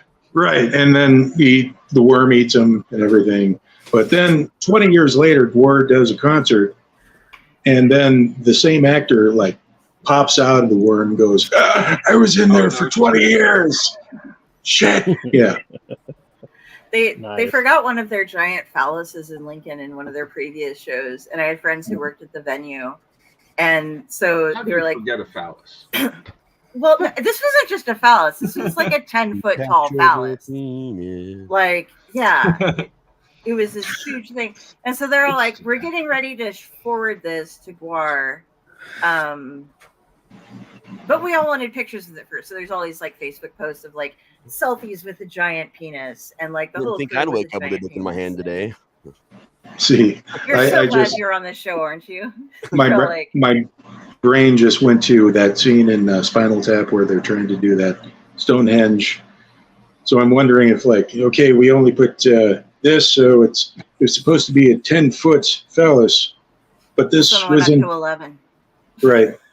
This was in danger of being crushed by a dwarf, but you know, the sequel comes out to that movie next year. The Return of Spinal Tap.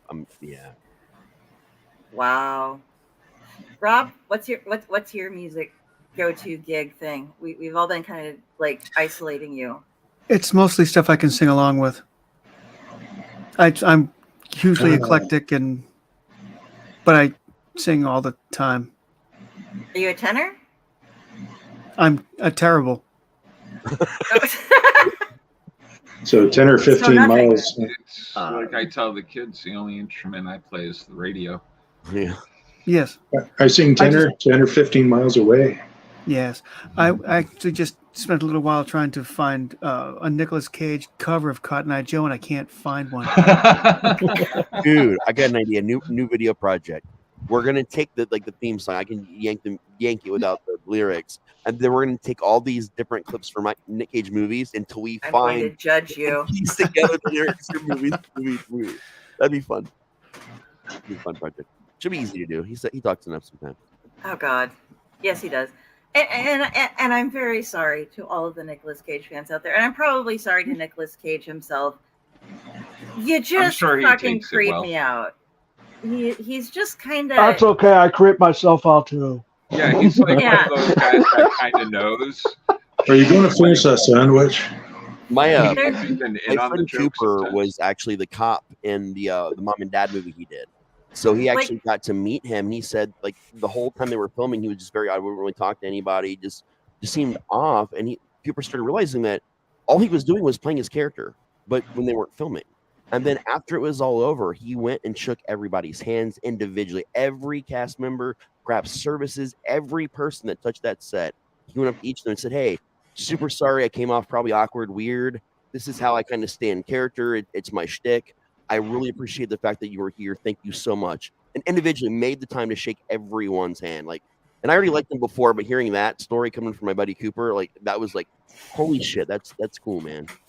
See, and part of it has to do with, and this is incredibly shallow, but it's an attractiveness basis thing. And okay, Brad Dourif doesn't realize he's my boyfriend, but one of these days I'm going to get a nice house with a nice basement, and he's going to find out and stay there very comfortably for the rest of his life. And I'm going to have to kidnap him in the panel van. Yeah, I get it. Yeah, and I have a huge crush on Bill Moseley. I've had that since I was a teenager, and he was Chop Top in Texas Chainsaw Massacre 2. All about James Woods, except his politics. And a bunch of other people, and my ex was like, "You are into creepy old men. That's what you are. You just really fucking like creepy old men." And I'm at this point, I'm like, I'm old too, so it doesn't make a difference, you know. But apparently, like, there's just a certain type of face and type of acting, which includes Nicolas Cage, Jim Carrey. We've had like hour-long all conversations these things. about how wrong she is about Cage and Carey. I just want to say that. He tells me all the fucking time, but no, actually, it was supposed to be this. But it's just my personal taste makes them all out to be. And the one I use as the big example is David Hasselhoff. They all somehow kind of remind me of David Hasselhoff, sucks, and he's just wrong.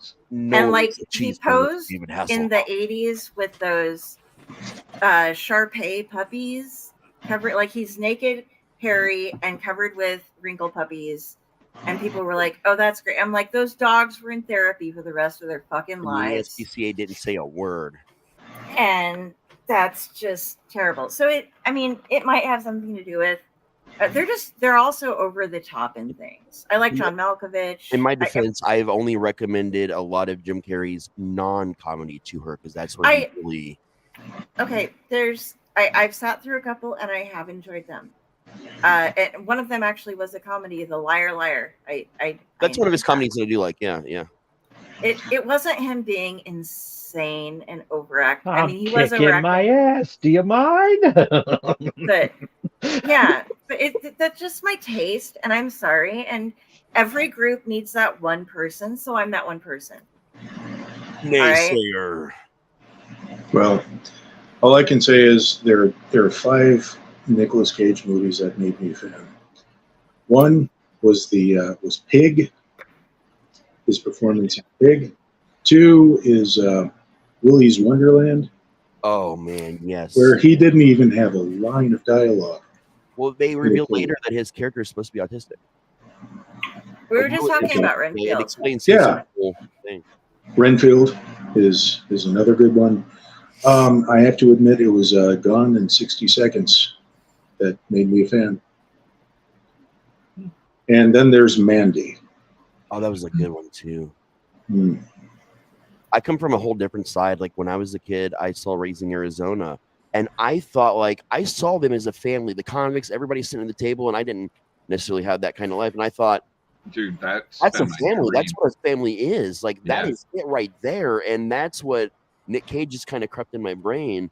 But Drive Angry is probably the modern movie of his, the more modernish movie that he's done that I think I love the most. Yeah, and I will say that he's been in one of the best adaptations of an H.P. Lovecraft story. Oh my God, that I've ever seen. Face was brilliant. Yeah, fucking brilliant. I still got to see Renfield, but it's on Peacock right now. Yeah, Renfield's for the watch, but yeah, Color Out of Space. If you can grab it, man, it is just whoever did that screenplay. Period, and I just can't remember the name offhand. I'm sure I can look up in a minute. But just it was so like beautifully translated, and every single person in the movie just their characters just oozed like what they were supposed to be. It was I've never seen, like you said, an H.P. Lovecraft movie that was that perfect. I liked them in Face Off and Broken Arrow though. Yeah, but I'm still not sure why we need a Face Off 2. It's like John Travolta as well. So. I just figured out the whole plot. It's just going to be the two of them running around using the refacing app. Holy shit. I'm going to take his face off. Oh, look. Have you seen this? I hate John Travolta. He's just terrible as well. And I even like it gets. Man, you don't fuck with Grease Lightning. I can't. You can't help. It's like you can't help who you fall in love with. You can't help who disgusts you to the bottom of your soul. They They just do so. I grew up for most of my life absolutely in love with Uma Thurman personally. Like a large portion of my life was dedicated Love her. She's a sweetie. But yeah, John Travolta, and who's the guy? There's a guy who reminds me of him. I need to check it out. I know he's the co-star in May. Okay. Oh, I love May, dude. John Travolta fucked me up when I was 9. Jeremy's sister. Because Did he that's show up and punch you in the face at school? No, Oh, I man. saw Carrie. Oh, okay, yeah. And when I was 9, he was a sweat hog. He was Vinnie Barbarino. He wasn't supposed to be sledgehammering pigs in the head. Yeah. Yeah, it was. I wasn't ready for that. I had a great time The world with was not that ready for that. storyline when I was doing stand-up comedy because I was born right around when that movie was released. And I'm Carrie, and I was born on Halloween, so I had I'm sorry, I can't go out tomorrow. I have to wash my hair. Just like little shit like that. Refacing, isn't that just Snapchat? I've never used Snapchat. I just accidentally subscribed to Reface, and I keep not canceling it. Jeremy Sisko freaks me out. Really? Because he looks like John Travolta. It is a little bit like a very permanently young and skinnier version. Who's this? Yeah. I gotta look at a picture of him. I'm just picturing somebody else in my head. What's Jeremy the actor's name? Sisko. Let me. Jeremy Sisko. Oh, Jeremy Sisko. Sisko. Okay. Yeah, I'm He's trying also- to. He's I can't. super awesome as an actor, though. I'm trying to find a picture of him and I could pull up and. I do have the same guy in my head. Okay. Yeah, but when he was in May, he looked a lot like just a younger John Travolta, and I was just like, ugh. I remember him like really taking off in 6 Feet Under. Okay. Well, I mean, Clueless and then 6 Feet Under, yeah. Oh wait. Some political movie I watched back in the day, I think, that he was in, that he played like a douchey kind of political head. Bro. I love the state of the world that we're in right now where we can all be hanging out from all different places. We have the East Coast, the Midwest, and everybody hanging out together. And we're like talking about something and then immediately like, I don't know what you're talking about. Shh. Now I do. It took me 5 seconds to understand your point. My kids don't know how to use Google at all. They come up to me and they're like, hey, what's this thing? Blah, blah, blah. I'm like, dude, I have no idea. Don't you have a computer in your pocket? Yeah. Oh my God, that's my favorite phrase. Every time my wife asks me something, I'm the kids. I'm like, I do this whole big production. I'm like, man, I don't know the answer, but I know how we can find out, and it's magical. And they're like, what is it? And everybody, and the adults fall for this every time. And I'm like, dude, I just read last week on the internet they created this small device that you can actually buy and carry around with you, and you can ask it anything, and it knows the answer. When can we? What is it? It's called a telephone. It has the ChatGPT. Fucking look it up. Have you ever used the May I Google That For You app before? No, because that makes me feel dirty. I love that. People ask, you just go to, or no, let me Google that. It's let me Google that for you. That's worse. And you go and you type it in and then you give them a link when somebody's like, what's going on? And then it pulls up like, it shows a scene of the Google, you typing in the question and then it pulling up the answer and being like, see, wasn't that fucking easy? Yeah. You're like, my problem is my mother learned everything on her phone instead of on her laptop and her computer. So we were booking, we were booking my tickets to go to Terrificon at the end of July. That sounds terrific. Yay! Yeah, and we going to Terrificon. We were booking my plane tickets and my hotel rooms, and she's on her laptop, and she's like, "Oh, I don't use a mouse. I use the little pad thing on it." And she's not stupid. She's been doing this for years. She does multi-screen. She does all that shit. But she uses her phone for 90% of her stuff. So she's just like, my screen got bigger. How do I make it go down? I'm like, I don't fucking know. I use a mouse like real people do. Well, I don't know how to use Facebook on this. Well, I could show you, but, I use it on my laptop like fucking computer people. I use a computer for my computer. I use a phone to call, text, and like take pictures now. There is literally somebody on Tumblr at one I point. feel like you're channeling Dennis Leary right now, and I love it. They have this whole thing like Tumblr. There's an ongoing joke of you need to go outside, there actually is a world that pops up quite a bit in Tumblr posts when people spend way too much time. I left Tumblr like a decade ago, but while I was still on there, somebody posted like, wouldn't it be awesome if there was a way to like talk to somebody and just talk to them like we do texting and stuff or Snapchat, but all we have to do is talk? And somebody's like, that is what your phone is literally fucking supposed to be for. That is what it is based off. You just use the phone shaped option. Go the fuck outside. Because people don't realize. Yeah. I mean, we're all over the age of. God, I can't place everybody here. I don't want to date anybody, but. Well, us We're Gen all over the age of Xers, 35 at least. We're between like 35 and 50-ish in this range. I right? like that. We remember what dialing You know what? like I don't literally give a shit. I am using a thing on a 40. phone. Not, I'm gonna be 41 in a couple of months, and I've earned and survived every year that. I'm proud of that shit, man. 45 this year. Not bad. Yeah, I'll be 40 45 this year too. This In year a I'll be couple months 50. actually. I'll be 50. So you youngins don't know how you have it. We walked to school. My I'm wife calls 54. me I a know crack exactly how you dog. have it. 3 feet of snow uphill both fucking ways. Why didn't you go home the But- same way you walked? No, Because it wasn't an option. Fuck off. see us Gen Xers, we were born at the right time where it was before the internet was ubiquitous as it is now. Mhm. We could figure out. See, around my nephews, whenever the Wi-Fi goes out, I'm the only one not freaking out.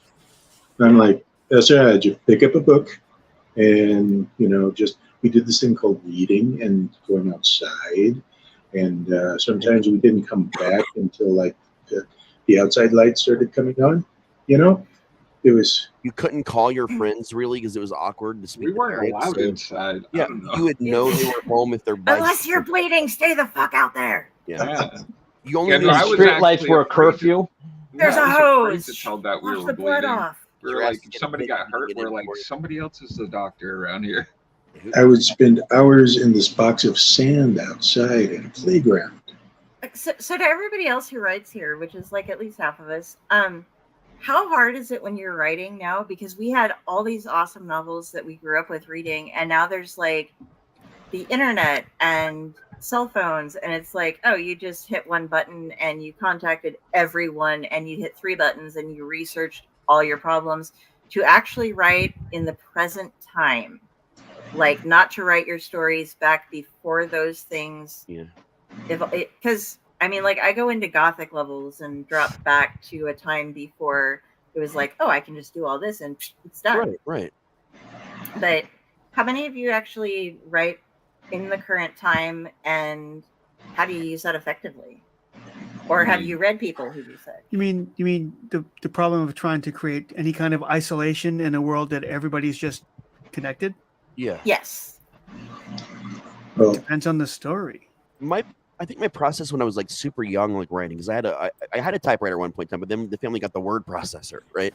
So I would just take my word processor to the library because I actually did all the same 6-7 hours of research for like 2 lines of text that I do now. It was just for books and having to find them all one by one. So my research is just faster. Well, but as we were saying, little.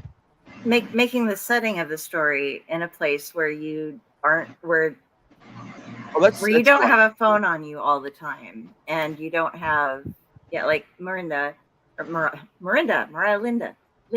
Yeah, Mariah Lynn. just starting to try and write present time. It is actually, I can't do it because I'm like, I remember what things scare me and do things, and it's just like, oh, but that's all you can do is say like, and then they went to a place with no service. Dun, dun, dun,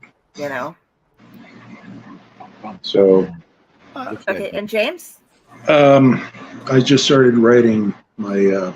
Seems like everybody's doing like a supernatural noir novel or story ever since I said out loud that I really like Harry Dresden, and I'm a big Dresden. all of a sudden, Facebook and Google are popping up. Hey, this is something from so and so. It's I'm like, okay, sorry I asked, but I have a character that has been he's set in Omaha, but he's been alive for about 1,500 years because his physiology, it's kind of like a mutated state where he's technically immortal, but he's not because there is a way to kill him, but just has a really, really accelerated healing factor and metabolism. He just lives a long time. So, in the present sense, he's in Omaha as kind of a part a detective, but also an enforcer of. Well, let's just say that Omaha is now a safe haven for vampires, which just happened a couple of years ago. This is kind of like doing a. Dresden is awesome, very awesome. I can't wait for the next novel to come out. Same. But this is kind of like taking a cue from the Anita Baker novels. Okay. Yeah. The Vampire Hunters, but he doesn't like vampires because all the ones he's met were just flaming narcissists who were just using everybody for food. They suck, man. Right. Vampires do suck. However, Omaha being the safe haven, he was nominated as the official enforcer of this. So he's kind of like checking up on a illegal slaying of one of the local vampires there, because because outside of like tourists who want to come and get their pictures taken with vampires or whatever, they also have. This is also like the world where the hunters from Supernatural are kind of a thing too, and the character itself, I'm using as a way to explore my own depression and disconnect from humanity itself, because that's very, very strong. It's the phenomenon of being like in a crowded room and yet being alone. Right. So yeah, so somebody as long-lived as that, you kind of like get into a psyche about seeing loved ones come and go, die. Yeah. Over time, let's kind of get into the psychological points. Definitely. And with Mariah, you can only really create issues and conflicts for worlds where that technology is obsolete or non-factor. Well, with that, I think the perfect example is the story "I Have No Mouth and I Must Scream," That was good. which is fantastic, by the way. I think if you take it a step farther and just stop thinking about phones and computers, VR. If I really want to write a place in the world that I've never been, I can literally go and find a friend or somebody that's got a VR headset, and you can use like the Google Maps, like in the world views, like everything, also on the VR. But instead of like looking all weird and shitty on your computer and it's like photographs, you're actually there. You're actually standing at the street of a house you lived in like 10 years ago, or you're standing on a beach in Hawaii and you can see everything perfect with perfect detail, and it's like. Why leave? Why actually go there if you don't have to deal with human beings and you can stay at home and write all day or whenever you can write, but you can see these things and describe them perfectly now. So does that make it easier to write? Just don't invest $3,500 into the new Apple. Is it augmented or VR? Yeah, Tom, yeah, the AR technology. I'll be right back. I was just good. Thomas, I'm a big fan of the VR stuff. Like I've been waiting for that stuff since Lawnmower Man, and oh fuck yes, Joe. My God, like my kids got the what is it called? Oculus.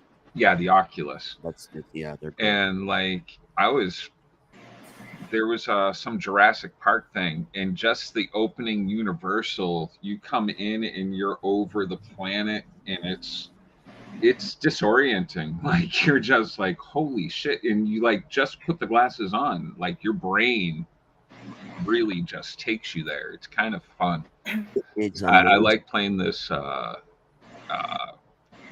paintball game on it. It's kind of cool. Do you use extra peripheral, like, do you have handheld things as well? Yeah. There's these little, I forget what they're called, but yeah. Gloves or something? No, First they're of not all, gloves. They're little joysticks. they almost Yeah. look like the Wiimotes, like not the Yeah. the stick ones with the little hands that just have the little button triggers on the top, and there's usually Yep. like a hand guard so you don't throw your controller. Yeah, They I do would have gloves. definitely make sure you have room because I've punched walls so many times because of those things, and it's just like, oh, son of a bitch. If you are a fan of Ready Player One, they actually have Oh, haptic yeah. gloves. Didn't There know they are had those. major learning hospitals, like teaching hospitals, where they can't get as much hands-on time to do certain surgeries, and they developed haptic gloves with like real sensory and everything, so you could fine tune learning surgery and things like that. That was like 10 years ago. They were doing that already. Oh, yeah. So like it's insane how far you can take that. This is something I need to bring up because, okay, an author on the 20 Questions podcast, I can whine and talk well, would use the Google Street View to write the stories. He used what he saw to make the scenes work. My dad actually Oh yeah. was mowing his yard in like shorts and his shirt off or whatever in one of the Google Street View pictures going past his house. And so we've like kept a copy of that That will should have been a last Christmas card forever. that year. It's one of those, yay, Dad, Dad, I love you if you happen to be watching this, but you're a bit furry. And you know this. So, but he does keep in pretty decent shape. So he's not like, like we have, my mom has a neighbor who is like in his 90s. He's not going to watch this. Who likes to do his, he's still, I'm so happy for the guy because he's all about going out, doing his gardening, keeps up, stays, he's not in shape. He's kind of got a gut, but he wears like shorts, no shirt, and suspenders. And then he's got this like giant belly, like bigger than mine, and fur everywhere. And so it's just like, well, Doc's out there furring it up in the garden. So, but good going, Doc, because you're out there doing shit and working up a sweat and like moving instead of like people who are just like, I'm just gonna sit here. I feel like next Sunday, whichever, I forget which show we've got coming up on next Sunday, but it's Carissa. Oh yeah, that's right. But on that show, what's going to happen is she's going to tell us the story about how literally like in a couple days from now, she's going to get a knock on the front door. Her mom, like at 5 a.m, it's going to be that guy just standing there going, I saw your daughter's podcast the other day, and I did not appreciate it. Nah. Doc loves me. They thought I was my mother's sister for the longest time, which that was fine. Mom has aged very well, so I still get carded going into the casinos and shit. So I'm happy. I've been carded since I was 9, and it's kind of depressing. I'm 47 and I still get carded. So, and there's the one awkward guy always, like the one in my area is at one of the Walgreens, and yes, everybody else calls it Walgreens. Fuck you. But I go to the Walgreens. How do you say the color green? Green. But it's Walgreens. Walgreens. No, it's Walgreens. Okay. Anyway, so I go We're to the from Walgreens. a town called Hooper. Yes. How do you say hoop? Hoop, but we say hooker with a P for hooper. Do you so read we go books? to Walgreens. And there was one checker that would constantly be like, he'd have to check me every time. And it was like he forgot every time. And he'd be like, you're that old? And there'd be a line because, we had the whole COVID thing going on. And he started working there when COVID, and there's like, everybody's trying to buy their toilet paper and shit. And so we're all 6 feet apart and we're filling the entire store. And he's like, you don't look that old at all. I mean, like, wow, you're really old for what you look like. And you'd do it for like 2 minutes. And then she'd be like, can it, Jimmy? Put the condoms and Vaseline in the bag. Yeah. It's like, dude, I just want You can keep the duct tape. Come on. I love you, Jeremy. See, I have the opposite problem because I've looked older since, they stopped carding me when I was 16 for some odd reason. But, when I was 35, they kept asking if I wanted the senior discounts. Then I'd have to shave the beard. Still, on principle, though. I've been getting shit from the AARP in the mail for 10 years. The year I turned 30, I got the first one, and I'm like, what the fuck, man? Like, I'm on Medicaid, so I've been getting AARP since then. But I did once actually get carded when I was in my 30s, going out with my mother and the kiddo and a couple of her friends to see if I qualified as an adult or not. You're not see this R-rated movie by yourself. Well, no, like I was the one who would take all of the kiddos to the R-rated movies, but I once went in with my mother and the kids, and they were like, "Oh, so are you, you know, a teenager?" And I'm like, "I'm 35. I will pay the extra $10, but I thank you so much for assuming that I was a fucking teenager." Take my money. Yeah, have it. So at this point, I'm just rambling. So Yeah. I don't know. I do want to thank you guys for all joining us today. Like I said, this is it's a special day, an extra special day for us because it's the first official like show we did here on our own network. Yay! And like I don't know, we got to see a lot of great elements of what storytelling is and can be. You know, we had the funny, the not so funny, the terrifying, the emotional. We kind of ran this like really cool gamut today and like had a lot of great conversations to surround it. So, I mean, to me again, I think this is going to go down as the best show I've ever done, and I've done a lot of shows, man. So thank you guys for being a part of that. And we will be this will be up immediately on YouTube, but we will also be clipping out everybody's individual stories so they can be told. So if you have something that you want us to name the story, just let us know here in a little bit. You're fun, Shannon. Thank you. Shannon, we're gonna have to talk to at some point because she grew up in one of the towns that I've told you about that is scary in Nebraska. Nice. And so we're gonna see if she's willing to share with us. I mean, is it if full she's of willing. corn? What town is that? North Platte. North Platte. Okay. Yeah, where they had the ice house and a bunch of other really creepy things going on. I also want to say thank you, Jenny. Thank you, East Coast East Coast Hunters. Thank you, Mariah. Like you guys, seriously, like thank you for joining us tonight. Patty. And Patty, yes, Patty was up here earlier too. You guys mean a lot to us. We really appreciate you guys supporting us. Again, make sure you're supporting all your like indie podcasts, man. Like this means a lot to all of us, no matter what network we are on alike. Like it's really important, and you guys supporting this for all of us makes a difference. So, yeah. Raz and I,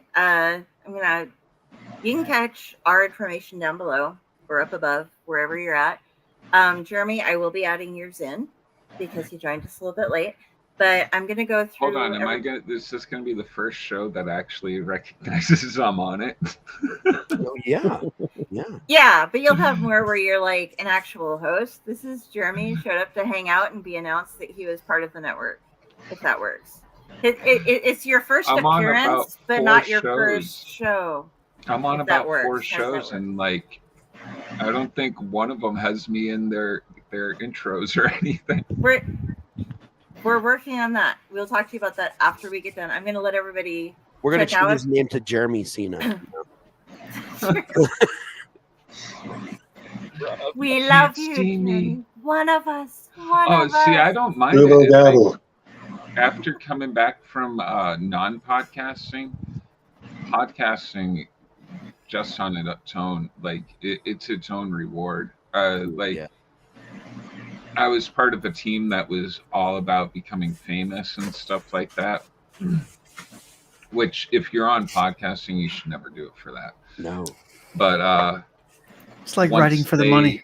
Yeah. Right? It just doesn't make sense. But once they thought they were seeing the top of the mountain, we all left each other, and now they're still in the same place, and I'm back. So it's great. I love that, dude. Like I did radio and then podcasting for a long time. Actually, Mariah over here in the chat was the first big show that I ever really did. Hey, Steve. Hey. We had a chance to do this really awesome thing together for like many years. And then when it kind of, we just, life changed, life changed, people, change. We kind of stopped doing it. And I took like a 3-year break, like almost a full 4 years with like little false starts here and there. And then getting back into it more full time. And it's just, you're right. It's a good reward, dude, for sure. Yeah. Like, dude, now, I had been even during that time, but I get invited to like tons of Comic-Cons and to run panels and stuff.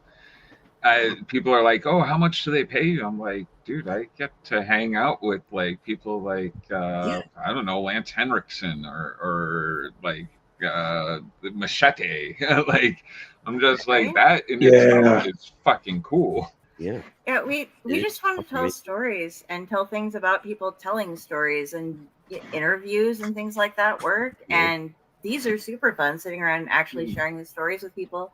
Yeah. But sharing the stories, the storytellers, that's what we want to do. And everybody has their own thing that their podcaster and the network wants to do, and we don't want to cross any paths or cut off any bridges. You guys know you want to burn any bridges or anything like that, or step on anybody's toes, but we want to do the things that we're about, and we're about sharing stories, and all of you. And it works out great to have Ruby go on. So Raz and I, we've said our bit tonight. I'm going to start with James and go around clockwise, tell you a little bit. And James and Jeremy, you are now part of here, but you don't know all the shit about here, so we'll tell you about it after the show.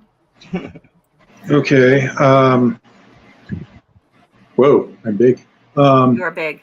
Yes. Mm. Well, I'm online as UncleNecRo, and I'm on Facebook, Twitter. The other podcast, the Movies and Beer podcast, is movies-and-beer.blogspot.com. And I usually sweep my own brain droppings into neat little manageable piles at UncleNecRo, one big word.wordpress.com. Right. Down to Tom Dog. All right. Be sure to follow me on. You can find me on my Bro Pro group page over on Facebook.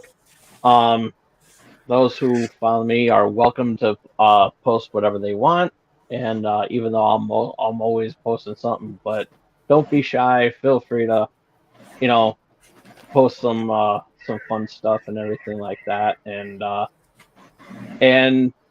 over on my YouTube channel, I do two shows, Wrestling Prime and Channel X.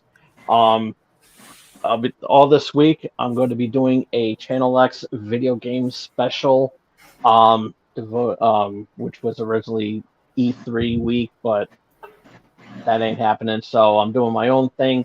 So starting tomorrow night, I'm going to be doing the Xbox showcase, covering down with everything like that. And be sure to follow me on Twitter at TomDog247. And then while you're on, check all the stuff that I have on YouTube at TomArcade69.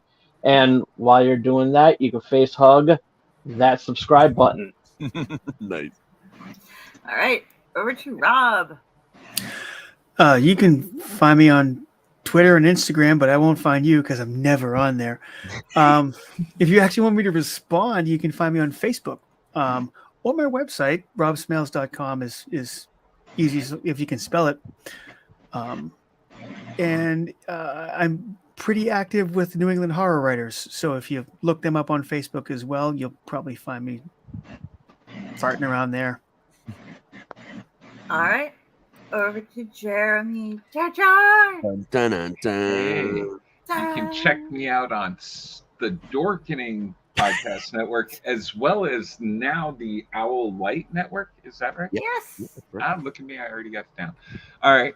Over on the Dorkening, I hang out on shows like Splash Pages, which it airs every Tuesday night at 8.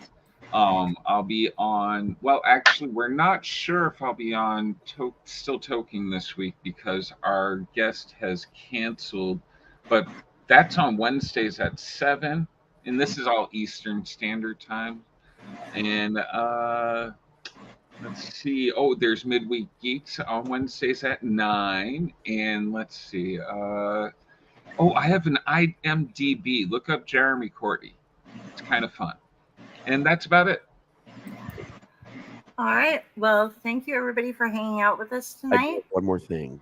So over the years, I've had a lot of different sign-off phrases. Like in the beginning, it was France, if you're listening, fuck you. It's been angry things about Guatemalan children. Recently, it's been suck it. So I've even done the Fonzie. Hey. So here's what I want to challenge everybody to do. We've got a month, right? In the next month, I want to have a new permanent catchphrase, and I kind of want to like source this out a little bit to everybody like listening. So we're gonna put a big like contest. I'm not gonna say what the prize is yet. We're getting there. But we're gonna put a big contest up to get everybody involved to come up with what my catchphrase will be for the following month. So for now, every show I'm gonna sign off with one of my favorite catchphrases from someone else. So tonight is good night and big balls. Mega dildos. Good night, everybody. Put it in your mouth. Cheers.